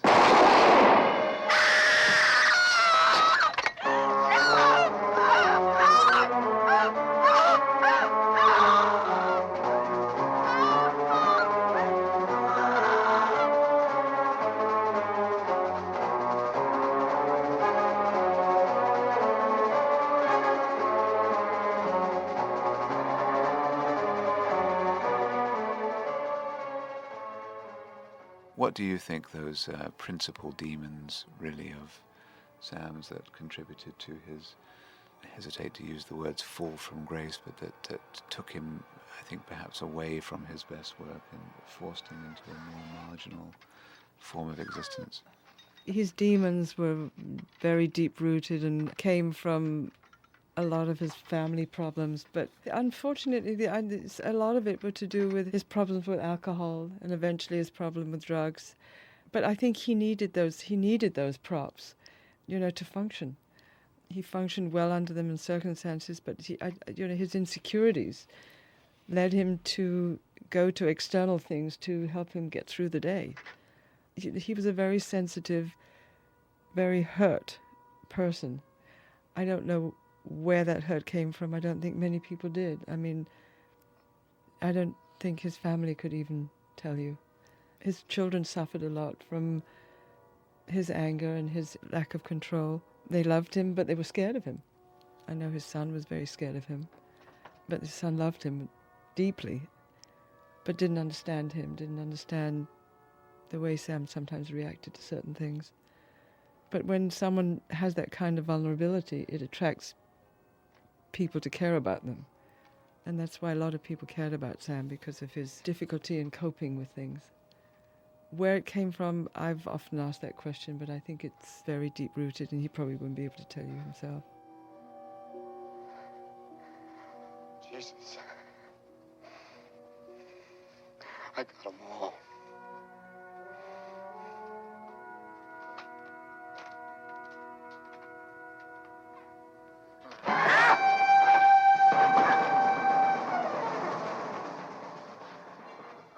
How do you think that Peckinpah is thought of now by the film community at large? What is his legacy? Oh, I think his legacy is that he's been emulated by almost every director that's ever worked and will be forever. I think if you talk to many, many directors, they will say that, I created my career emulating Sam Peckinpah. I mean, even, Catherine Bigelow and all the young directors now, I think, formulated their careers on Sam's technique, Sam's way of dealing with his characters, Sam's, obviously, his ability to create violence in a unique way that nobody else had done before and nobody else has done since. I think he made his mark on the 60s and 70s and 80s on the film industry that will never be forgotten. Don't you think? Oh, I absolutely agree. I think it's interesting that when he died in 1984, he was thought of as being a rather peripheral figure, a kind of, as someone wrote, a minor footnote in cinema. And I think over the course of the last 18 years, for exactly the reasons that you've said, that he is now more widely thought of as an artist than I think he was when he was alive. Oh, absolutely, absolutely. And the problem was that, for the last 5 years of his life, he hardly worked at all. He had alienated himself so badly in the Hollywood community that nobody wanted to touch him. And it was only in retrospect, after he died, and people started looking at the body of his work, that people realized what an impact he'd made on, the 20th century art. And will continue to do so. I mean, look at the fact that this DVD is being made now. People realize that, he had a very strong impact on the 60s and 70s and the films of that era. It's interesting that some of his films are even being remade. I mean, I understand that Bring Me the Head of Alfredo Garcia is being remade now. Yes, with Benicio del Toro playing Warren Oates. And who would ever have thought? I would have thunk it. A little-known picture of Sam Peckinpah has been recreated by one of Hollywood's biggest stars right now. It's very smart of him to do that. And actually, it's probably quite an appropriate project for him, I think. Yeah, do we know who's going to direct it? No, I don't. We will find out, I'm sure. We will find out.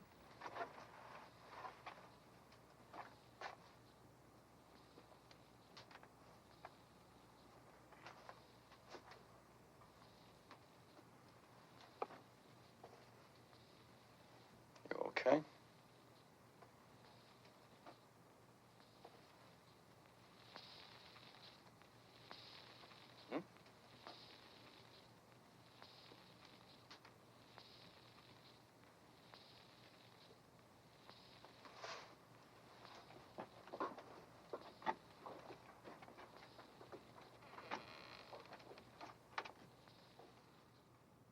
And what of you, of course, in those post-Peckinpah days? You know, you went on to be involved with the Dealey Spy Kings. And Blade Runner. And Blade Runner, And of Deer course. Hunter. And I've been very fortunate that I've worked with some of the greats. I mean, working with Ridley Scott was an incredible experience for me. I adore him and I adore his work. I think he's a brilliant director, and I was very fortunate to be able to work with him. I worked on Deer Hunter, which I thought was a very significant film. I've had a great film experience. I wouldn't change it for the world. Now, of course, you're even managing director of BAFTA LA. Yes, for what that's worth.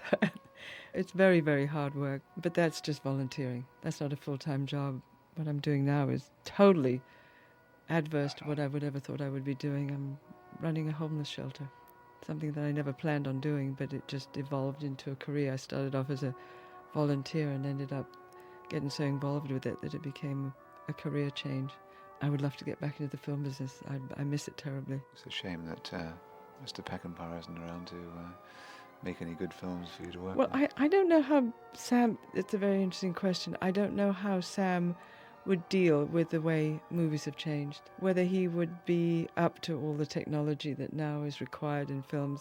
Herbie Smith, that's the camera operator who carried those heavy cameras like they were little peanuts on his shoulder. He was an amazing operator, which is why Sam brought him to Mexico to do Pat Garrett. I don't know how he would enjoy the movie-making procedure the way it is now. I think he would be very upset that he couldn't use a moviola. I think he would be very upset that he would have to look to the computer to do so much. I mean, when you think about it, in The Wild Bunch, they never would have shot the explosion on the bridge now, the way he shot it then, with live action, people and horses falling into the water from an exploding bridge. Now, I don't think he would have liked the way films are made now. Do you? They don't make them like that anymore, and Katie Haber, thank you ever so much for sharing your thoughts with us. Thank you, Nick.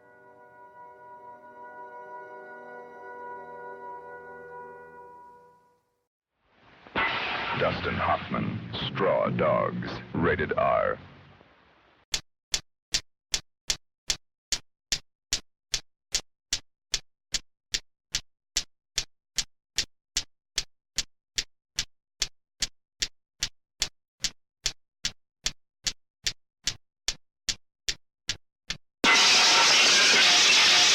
Okay, you've had your fun. I'll give you one more chance. And if you don't clear out now, there'll be real trouble. I mean it. This is David Sumner. All his life he's been running away, turning his back on trouble, involvement, and confrontation. Until now. There are 5 men out there. I know that. He took his wife and fled to an English country town. There was once a time, Mrs. Sumner, when you were ready to beg me for it. Take your hands off me. What you doing? Huh? You're an animal. He thought he could find peace and refuge. Instead, he found that a man can't hide forever. I care. This is where I live. No! No! I will not allow violence against this house. Sam Peckinpah, who uncaged the Wild Bunch, now unleashes Dustin Hoffman in Straw Dogs. ABC Pictures presents Dustin Hoffman in Sam Peckinpah's Straw Dogs. Okay, you've had your fun. I'll give you one more chance. And if you don't clear out now, there'll be real trouble.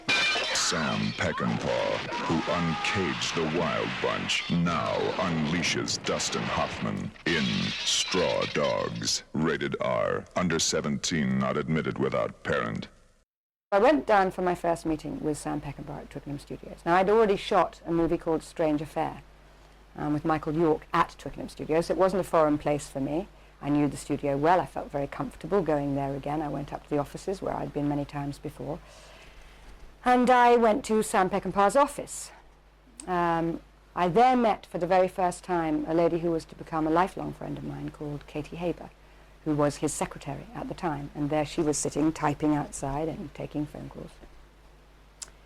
And we said hello, and she said, I won't keep you a few moments, and Sam's ready to see you. And I went in and saw him. Blue eyes. I remember the very first memory I have of Sam Peckinpah was blue eyes, piercing blue eyes, and very, very confrontational. That's the very first thing I remember about him. He was direct. There was a kindness to him that I thought was instantly recognizable, but there was also an aura around him, whether that was something I'd been told or something I felt, I don't know, but it was a pressure meeting him. I remember that. It was quite terrifying. And he was lovely to me, but as I say, very confrontational, and we seemed to get on very well. It was a brief meeting, and when I left him, he said he would like to meet me again. So I knew that I was in for a second chance. So, I mean, there was interview after interview after interview. And each time he was testy, even more testy. Each time he was a little more personal. I responded to him as a director, as somebody that I thought I could understand and I could work for. He was intriguing, and he tried to be very threatening and very frightening, but I wasn't frightened by him. I found him interesting, and I liked our meetings, and we had many, many, many meetings. International stars were not something that you met on an everyday basis or knew or came to know. So I didn't really know very much about Dustin Hoffman, apart from the fact that I had seen The Graduate, which I thought he was absolutely sensational in. And I thought he was incredibly sexy and a gorgeous guy, and so I really looked forward to meeting him. I remember my gut feeling as I met him was that he was tiny. I couldn't get over how small he was. I thought he was some sort of huge hunk, but he was quite petite. I was terrified when meeting him, but he was a really sweet man with a huge sense of humour that was evident immediately. Sparkle, twinkle in his eyes, completely, disarming, slightly disarming. Loved that. He loved that. He loved to be disarming, and he knew he was. He would take you on, and his intention was to make you feel disarmed, and he did it very well, and I loved it. I responded to that, and I enjoyed it. And it was the same thing all the way through the movie. We had a fantastic relationship within the movie, the same thing, from emotional turmoil and sometimes huge sparks and incredible chemistry, which is what it needed to make this film work, to mammoth laughter of huge proportions that went on for days, which he instigated and I responded to, which is fantastic, because I think I'm basically I'm full of humour and laughter. I like to think that anyway, and he was too. So we got on famously. The worst part of all my meetings and the test and everything was after I had tested, because I knew now I'd put myself on a line. I knew now how badly I wanted this thing, how badly I wanted this role. It becomes, as it does for every artist, at this point it becomes a matter of life and death. Of course it's not, but it feels that way, It was so important. And then I was called back to the studio, and I wasn't told it was a final issue or that I was going to be cast. I was just told there was one more meeting still to be had. So I went along to Twickenham Studios. I walked in, Katie was my old friend by now, and I said, "Hi, how are you?" It was great to see you. And as I was talking to Katie, she was on the phone, and she was involved in it seemed like a difficult conversation at the time, and that she didn't really have time to talk to me, so she sort of waved at me, "Okay, in a minute," and continued with her conversation. And as she was continuing with her conversation, I noticed that the door to Peckinpah's office was slightly ajar. And I thought, I wonder if I should go in or not. And she turned her back on me. She spun round on the chair and turned her back on me, which made it even more difficult. She was now on the phone, the door was slightly ajar. And it appeared to me that there was also people talking in this room. So I sort of hedged towards the door, and I moved the door just a little to see if I could see in the room and see if anyone was expecting me. And there was a heated discussion going on, extremely heated. 3 men and loud words and a lot of waving of arms. And I felt embarrassed. I was caught between a rock and a hard place. I was half in the door, half out. I didn't know whether I should now go in because I thought they were aware of my presence. But they didn't seem aware because they didn't stop talking and they didn't stop arguing, which I found extraordinary. So I stood in this sort of gap of the doorway watching these 3 men, 3 grown men, Dan Melnick, Sam Peckinpah and Dustin Hoffman, I realized is what it was, all having a heated discussion. So I hovered in the doorway. They paid no attention to me whatsoever, and they continued with this bout. I stood there for a few seconds, and I thought, they don't know I'm here. I mean, in my head, I went, they don't know I'm here. So I went back out the door, and as I did, I dropped my eyeline. And as I dropped my eyeline, I realized that these 3 men were standing with their trousers around their ankles. Absolutely naked, trousers round their ankles. And I looked down and I thought, oh God. And I looked up again and these 3 men burst into extraordinary laughter and looked at me and said, welcome, Amy. And that was their way of telling me. I mean, obviously, they wouldn't have performed such a rigorous joke and you know, had me arrive in this room if they weren't to give me this fantastic news and it was actually Sam who said it. It wasn't Dan, it wasn't Dustin. They all stopped, and Peckinpah just looked at me and he said, welcome aboard, Amy. And that's how they told me, which was, I'll remember till my dying day. Dustin and I had a very different work ethic. That was painfully obvious from the moment that we started working together. But it was fantastic, and that was part of the extreme different way that we worked, was part of the magical chemistry, I think, that came together and ignited and made this fantastic energy between these 2 individuals, because he was most certainly a method actor. He always had been. He told everyone, he still is, you know, that's the way he works. He's a method actor. I respect that 1,000%. It's wonderful. But I am not. I'm instinctive. Everything I do is natural, is the first thing I think of. It just is, I'm instinctive. He's method.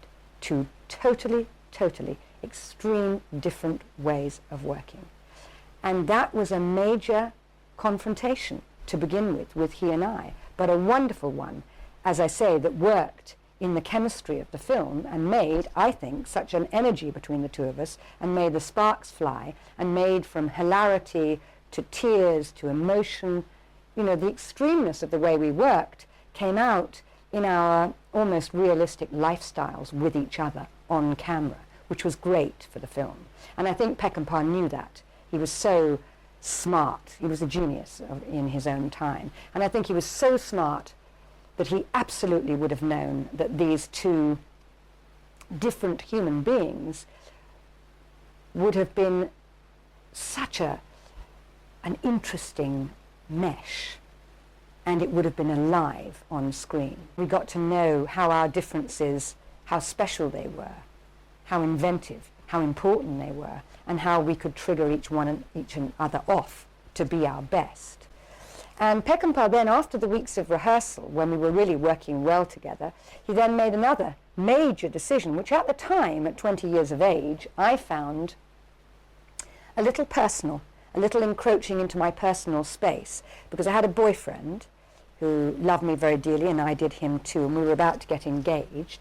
And suddenly Peckinpah announced that he wanted me to leave by train for Cornwall with Dustin and the writer, David Z. Goodman, and he wanted me to spend the first 2 weeks in Cornwall, apart from my boyfriend, and to live with Dustin, not in the same bed or the same bedroom, but to live in the same hotel, to spend every hour with him that I had. And it was so clever, because it was this relationship in Straw Dogs at the beginning of the movie starts with a marriage that's on the rocks, about to disintegrate. And without the pre-knowledge of how these people had got on in their existing lives together, if we didn't know how they came to how this fallout became and how uncomfortable they had become with one another. If we never knew how comfortable they once were, if that makes sense, there was nothing to build on this relationship. So we had to form a really fantastic relationship, Dustin and I, and then we had to break it down before the film started, which Dustin believed in wholeheartedly, because of course he was method. So this for him was great. For me, I thought, I don't understand why we can't just arrive on the first day of set. And I can't say, well, we've had a great relationship, but now it's on the rocks. That, for me, was how it was going to work. But for him and for Peckinpah, no. We had to live through this, and we had to get there. We had to arrive at this place. And it was a fantastic test of time and patience. I didn't want to do it because I loved my boyfriend, and I thought, why do I have to live apart from my boyfriend for 2 weeks? Why do I have to live in this man's space and with this man and be put so close together instantly when it's a film and we're really going to be like that on camera? Why do we have to be like this personally? But I was 100% wrong. They were 100% right in that issue.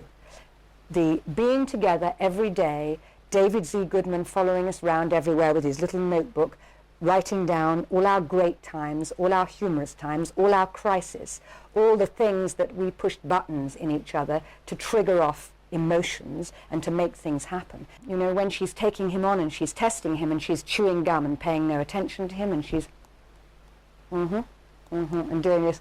This came out of a really true, playful moment. That was all ad-libbed, and it was all written down by David Z. Goodman. All our dialogue, the way we behaved with one another, everything we did, that script and his and I relationship as David and Amy Sumner was based on Susan George and Dustin Hoffman, the real people.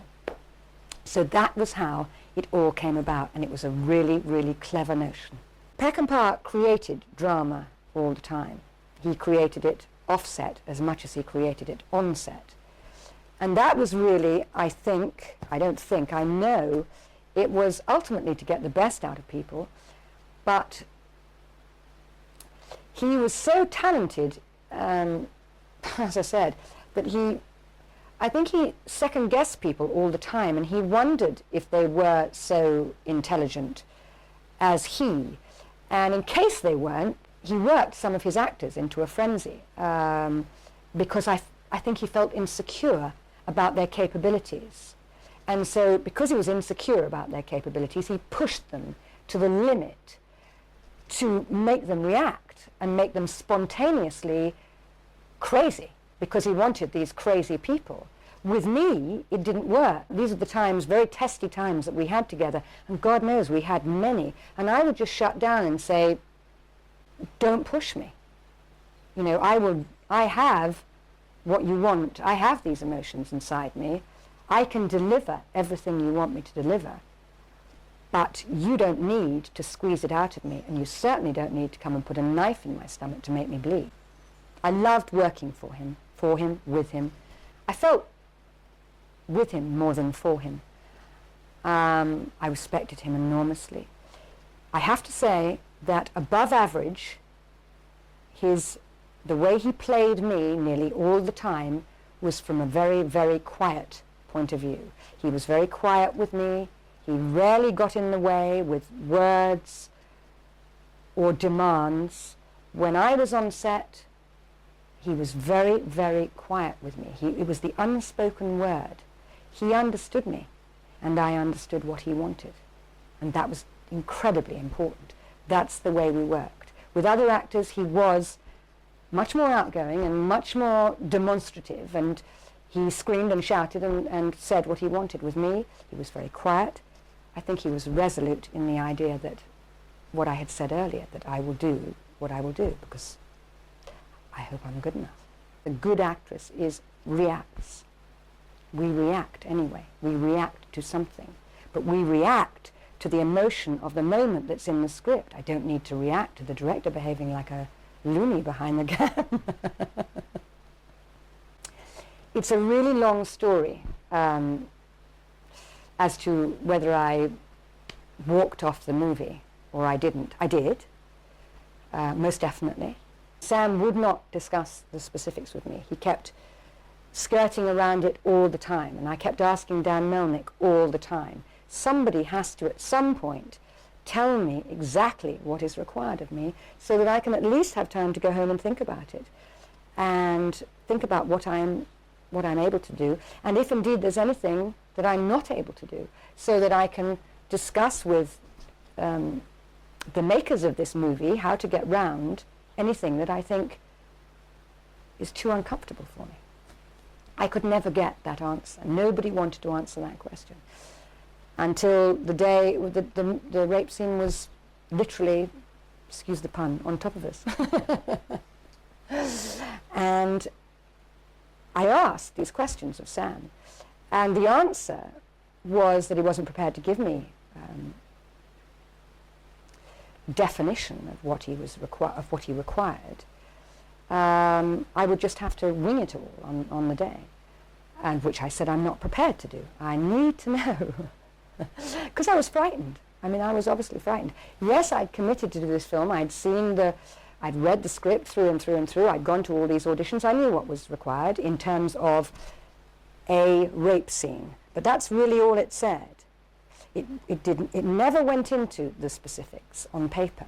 So I needed to know what was required of me, as anybody would. And they were not prepared. He was not prepared to give me that. And it did come to blows. And I did walk out, and I did say if he wasn't prepared to tell me what I was going to shoot, he actually, he gave me some rough notion on that day, and the rough notion was extremely rough, and I didn't like what I heard at all. And I wouldn't have been prepared to do what he asked me to do. So I said, on the basis of what you've just asked, find yourself another Amy. And I walked out. That caused huge upheaval, as you can imagine. And to cut a very, very long story short, there came a time when he had to come back to the table and discuss with me legitimately what he was intending to do and how we could, it was just a grown-up meeting. How we're going to do this. We together, Sam and I, and Del Henney. How are we going to make it work? How are we going to make it, And one thing he did say to me was he wanted it to be the best rape scene that had ever been shot. And the one thing that I said to him in return is, I would like to achieve that for you, and I will endeavor to do so, but on my terms. I told Peckinpah that he needed to trust my ideals and my view of this scene.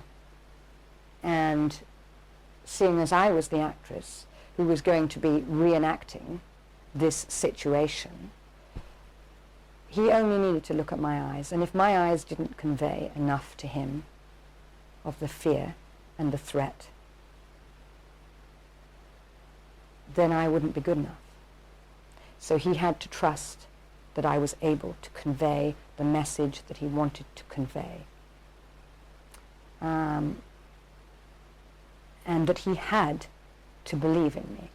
And if he would allow me my space and my time, and if he would use my eyes to tell the story, if it then wasn't the best rape scene that he'd ever seen in his life, then we could talk about it. And so he agreed to do that. It was a mammoth compromise from his point of view. He agreed to do that. I was not allowed to see the rushes. And we had not been good friends since the day I'd put up any fight. He'd almost said nothing to me. Nothing. I mean, as I told you, we rarely said anything. I knew what he wanted, and that I was able to interpret what he wanted. And that was a great feeling, and there was always a big smile for me at the end of the day from him, which gave me which was the gratitude, which said, you did it for me. Now he walks across this tarmac with these piercing blue eyes and this confrontational look and this severe, severe look on his face.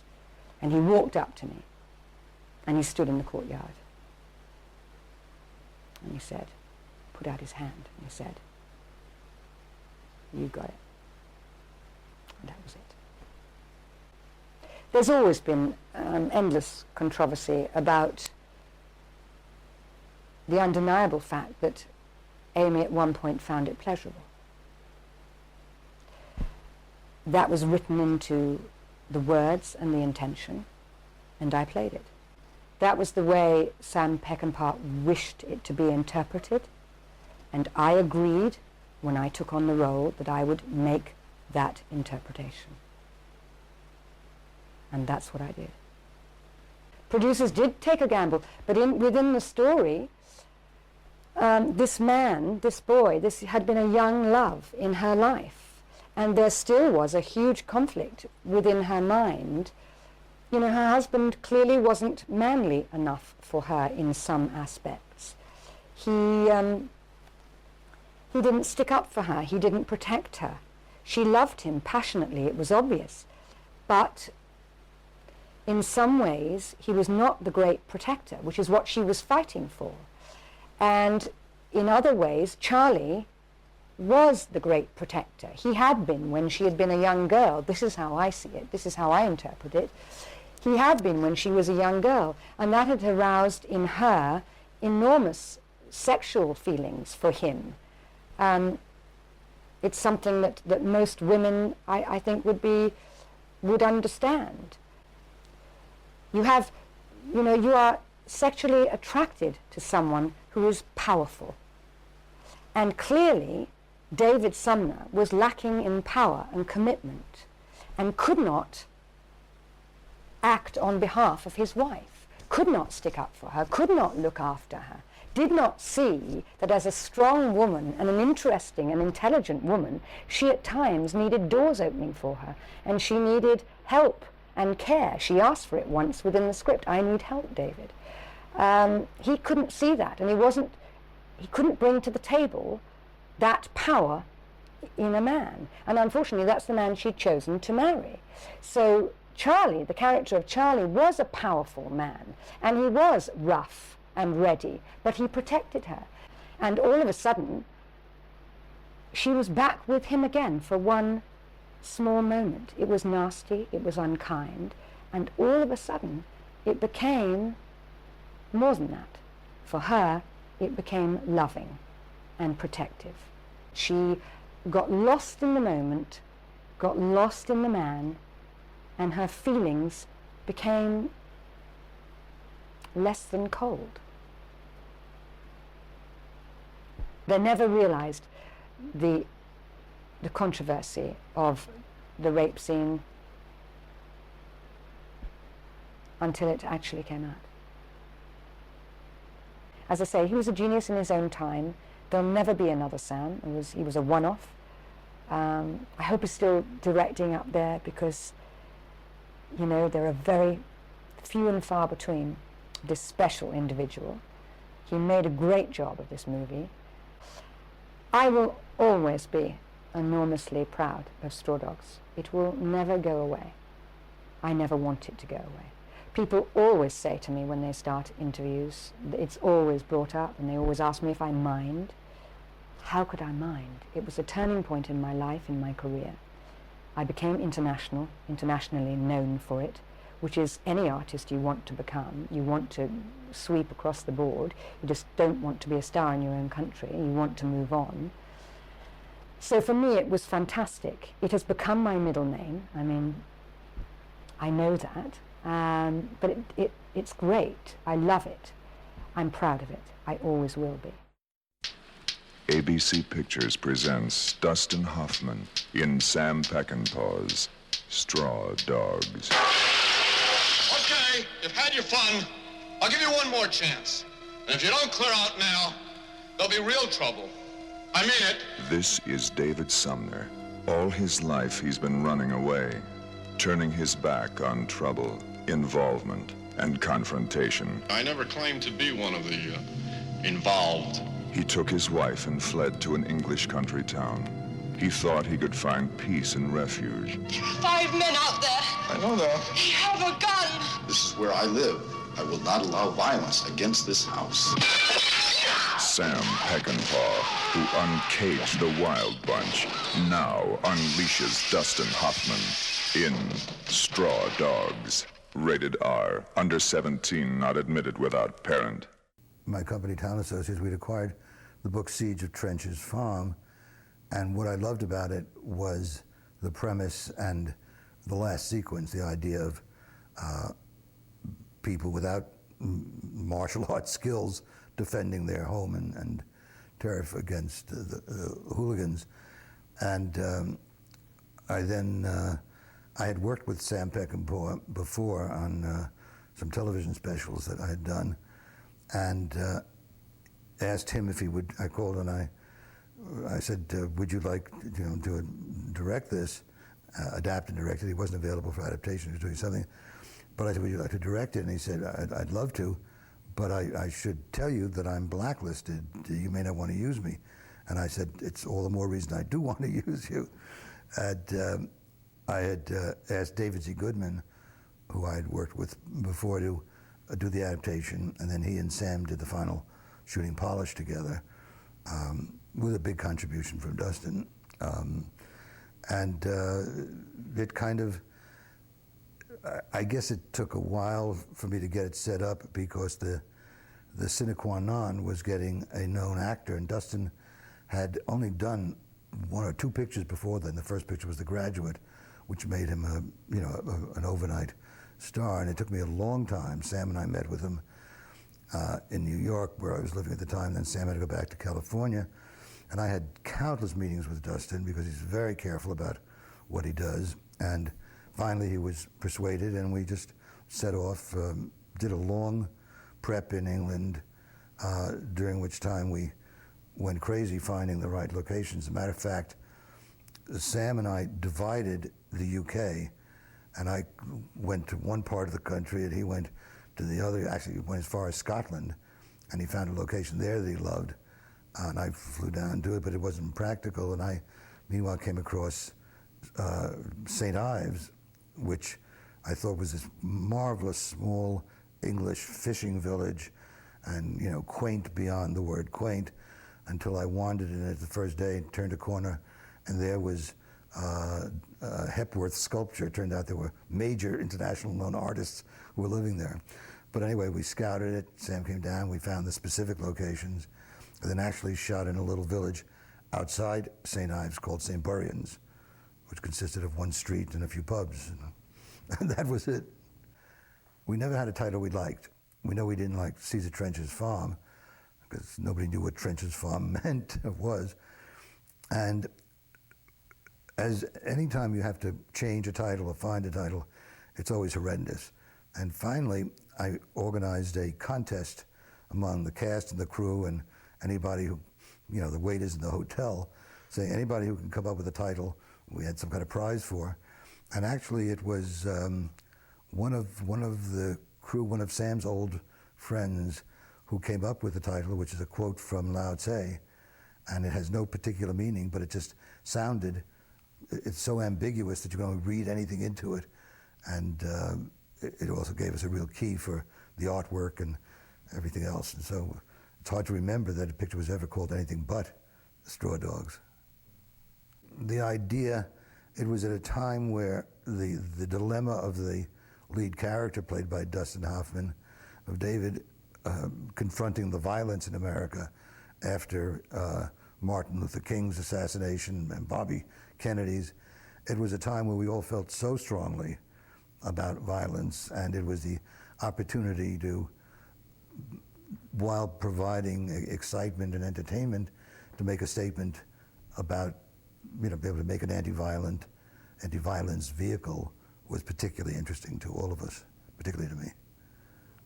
It was always a problem in Sam's later years, even when I'd worked with him earlier, and he always vowed that he was stopped drinking and he was only drinking wine and he was not going to drink anything by the shoot. And he did go on shooting, and at one point I remember drinking rather during the shooting, and I remember one point saying to him I would have to replace him if he kept on drinking, and he said, "You wouldn't do that, you're my friend." And I said, "It's because I'm my friend, your friend, I would do it." And at one point, he got sick, not from drinking. He got some kind of upper respiratory infection, and we had to put him in the hospital for a couple of days. So there was a rumor that we had to be hospitalized because of drinking, but he had some form of walking pneumonia. But he always had a thermos of coffee, next to him as he was shooting. And every time I walked by, he would offer me coffee and make me have a drink with him, because I knew that as soon as I walked away, there was a switched thermos, and there was a little brandy probably in his coffee, but we didn't lose any time because of it. There was some agitation, probably, as I would think as I reconstructed, from the distributor and the insurance company, the film bonding company, because once he was sick, there was nobody knew how long it would take to get better. So there was an agitation, and Peter Yates' name came up because he was a terribly talented guy whose work we all knew. Actually, there was one other thing that I did, which was I'm not proud of, was somewhat manipulative. As we lost a couple of days, there was a director in London who was not a terribly admired man, but somebody that the film bonding company would use if they ever had to take over a picture. And at one point, as we lost a couple of days, and I knew I had to fend off the authorities, the people putting up the money, I hired an actor who's not recognizable to come down and stand on the set. And Sam a couple of times said, "Who's that fellow?" And I, "Don't worry about it." And by the third time when he said, "Sam," at the end of the day I said to him, "I guess I have to tell you, there's a real worry about our going over, and this is a director that they'll hire to replace us." And suddenly we picked up speed. He discussed things only generally, and then waited to see on film what he wanted. And, within the parameters of his intelligence, that's where I felt he did provoke a performance. There was not a lot of intellectualization. But Sam didn't do that with actors, although we indulged ourselves more. But I think Sam was always a little bit embarrassed at how intelligent he was. He was really quite intelligent, very intelligent, and very well educated. But I think the myth of Sam is the last man with guts and integrity in the film business, and the last man with the pure American Western ethic, was something that he kind of got caught up in. Actually, he came from a long family of judges and was very, very well educated. Dustin Hoffman is an enormously creative and internal actor, and the contributions were, all through the film, less in the actual writing than in moments of dynamic playing. And also, very often there was the moments in dialogue that any good actor makes his own. He has to state in his own vernacular. And Dustin was particularly creative and inventive. He had difficulty working with, Dustin had difficulty working with Sam because Dustin is one of the great internal so-called method actors, and everything must have a rationale, and there must be real reason for every piece of behavior.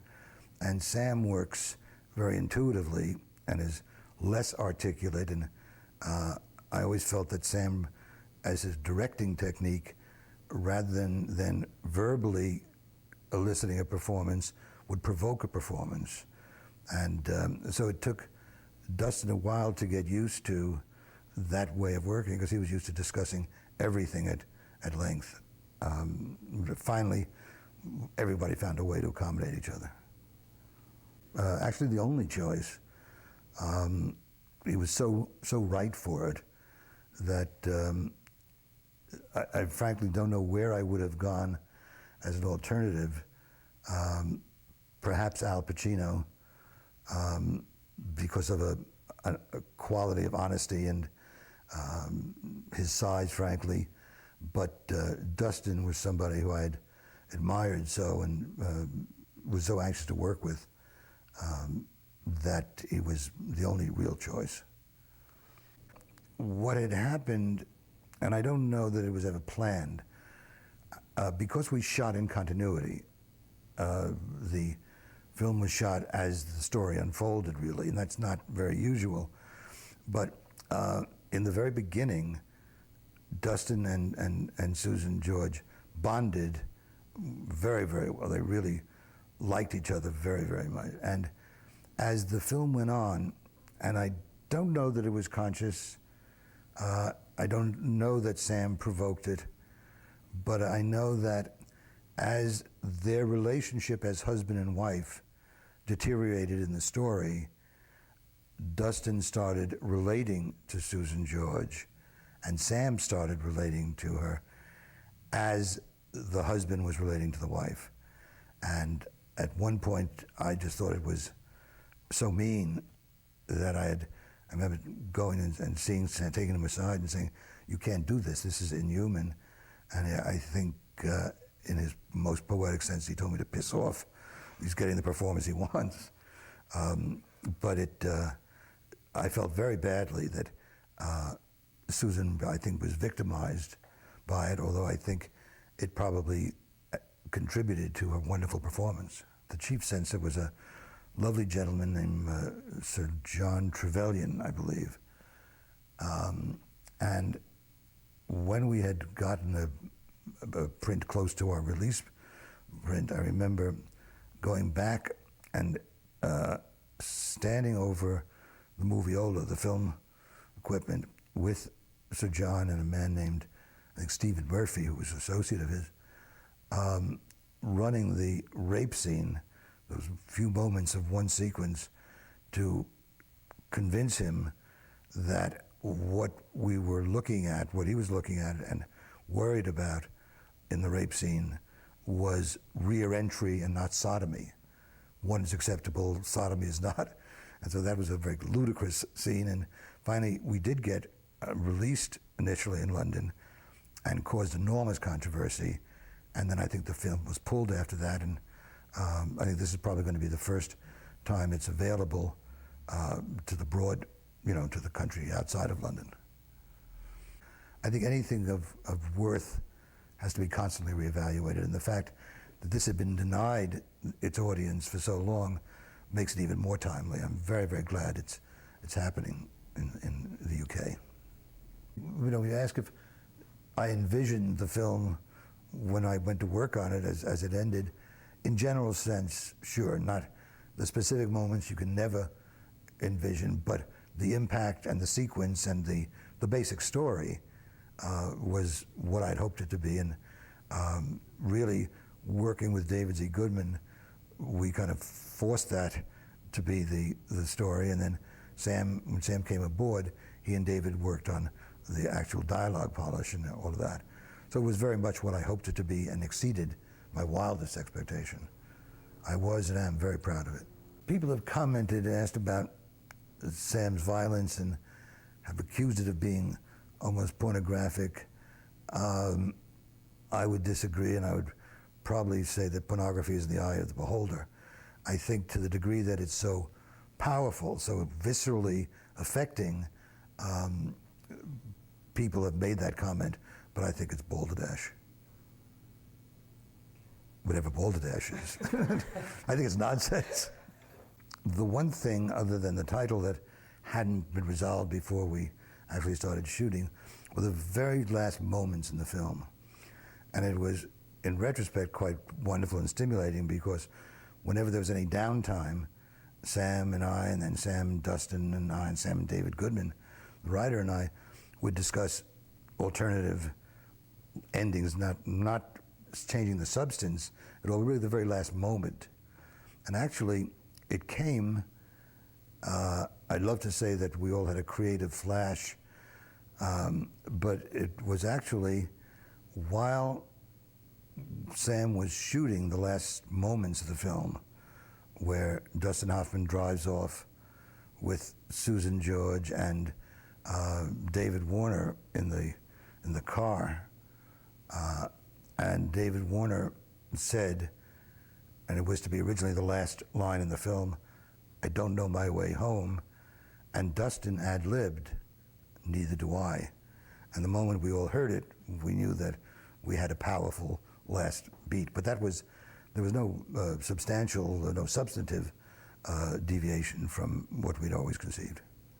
The people have said because David Warner played with a decided limp, and people have read into it some great symbolism, then compounded by the fact that T.P. McKenna, who played the town authority figure, played his ominous sling. Well, David Warner had broken his leg shortly before we hired him, and so we knew about his limp, and Sam and I had given a kind of party for the cast and crew just before I think we left the location, after we were rehearsing, and TP, while performing a song on top of a table, fell off and broke his arm. And so he was played that in a sling. Again, great symbolism. Every shoot is difficult and every shoot is wonderful. I don't remember it being any more difficult. It was the first film that I had ever produced. I'd been producing in television before then. So it was a great learning experience for me. And working with Sam, I had picked up a lot of insight about editing, and I had studied that at NYU before. But it wasn't particularly difficult other than the time constraints. I think the whole budget was no more than $2.4 million. I don't remember how many days it covered, but it's never enough. And schedules always expand to fill whatever is available anyway. And so there are a couple of days when I was jumping a little bit ahead of the shooting unit.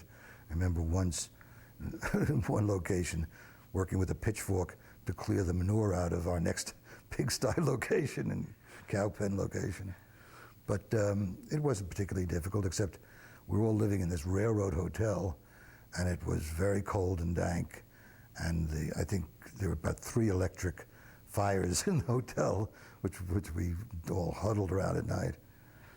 But other than that, it was a very exciting shoot for me. The other thing which was strange to me is at the lunch break every day when we were on location in St. Burrians, to watch the crew go into one of the 3 pubs and stand and drink their lunch. I was always astonished because I couldn't figure out how they would ever work after lunch, but it seems to be an inverse ratio to what is consumed. Do they work effectively? And even the actors can, consume enormous quantities of beer and ale and not be affected. I think if Dustin or I or Sam drank that much, we would be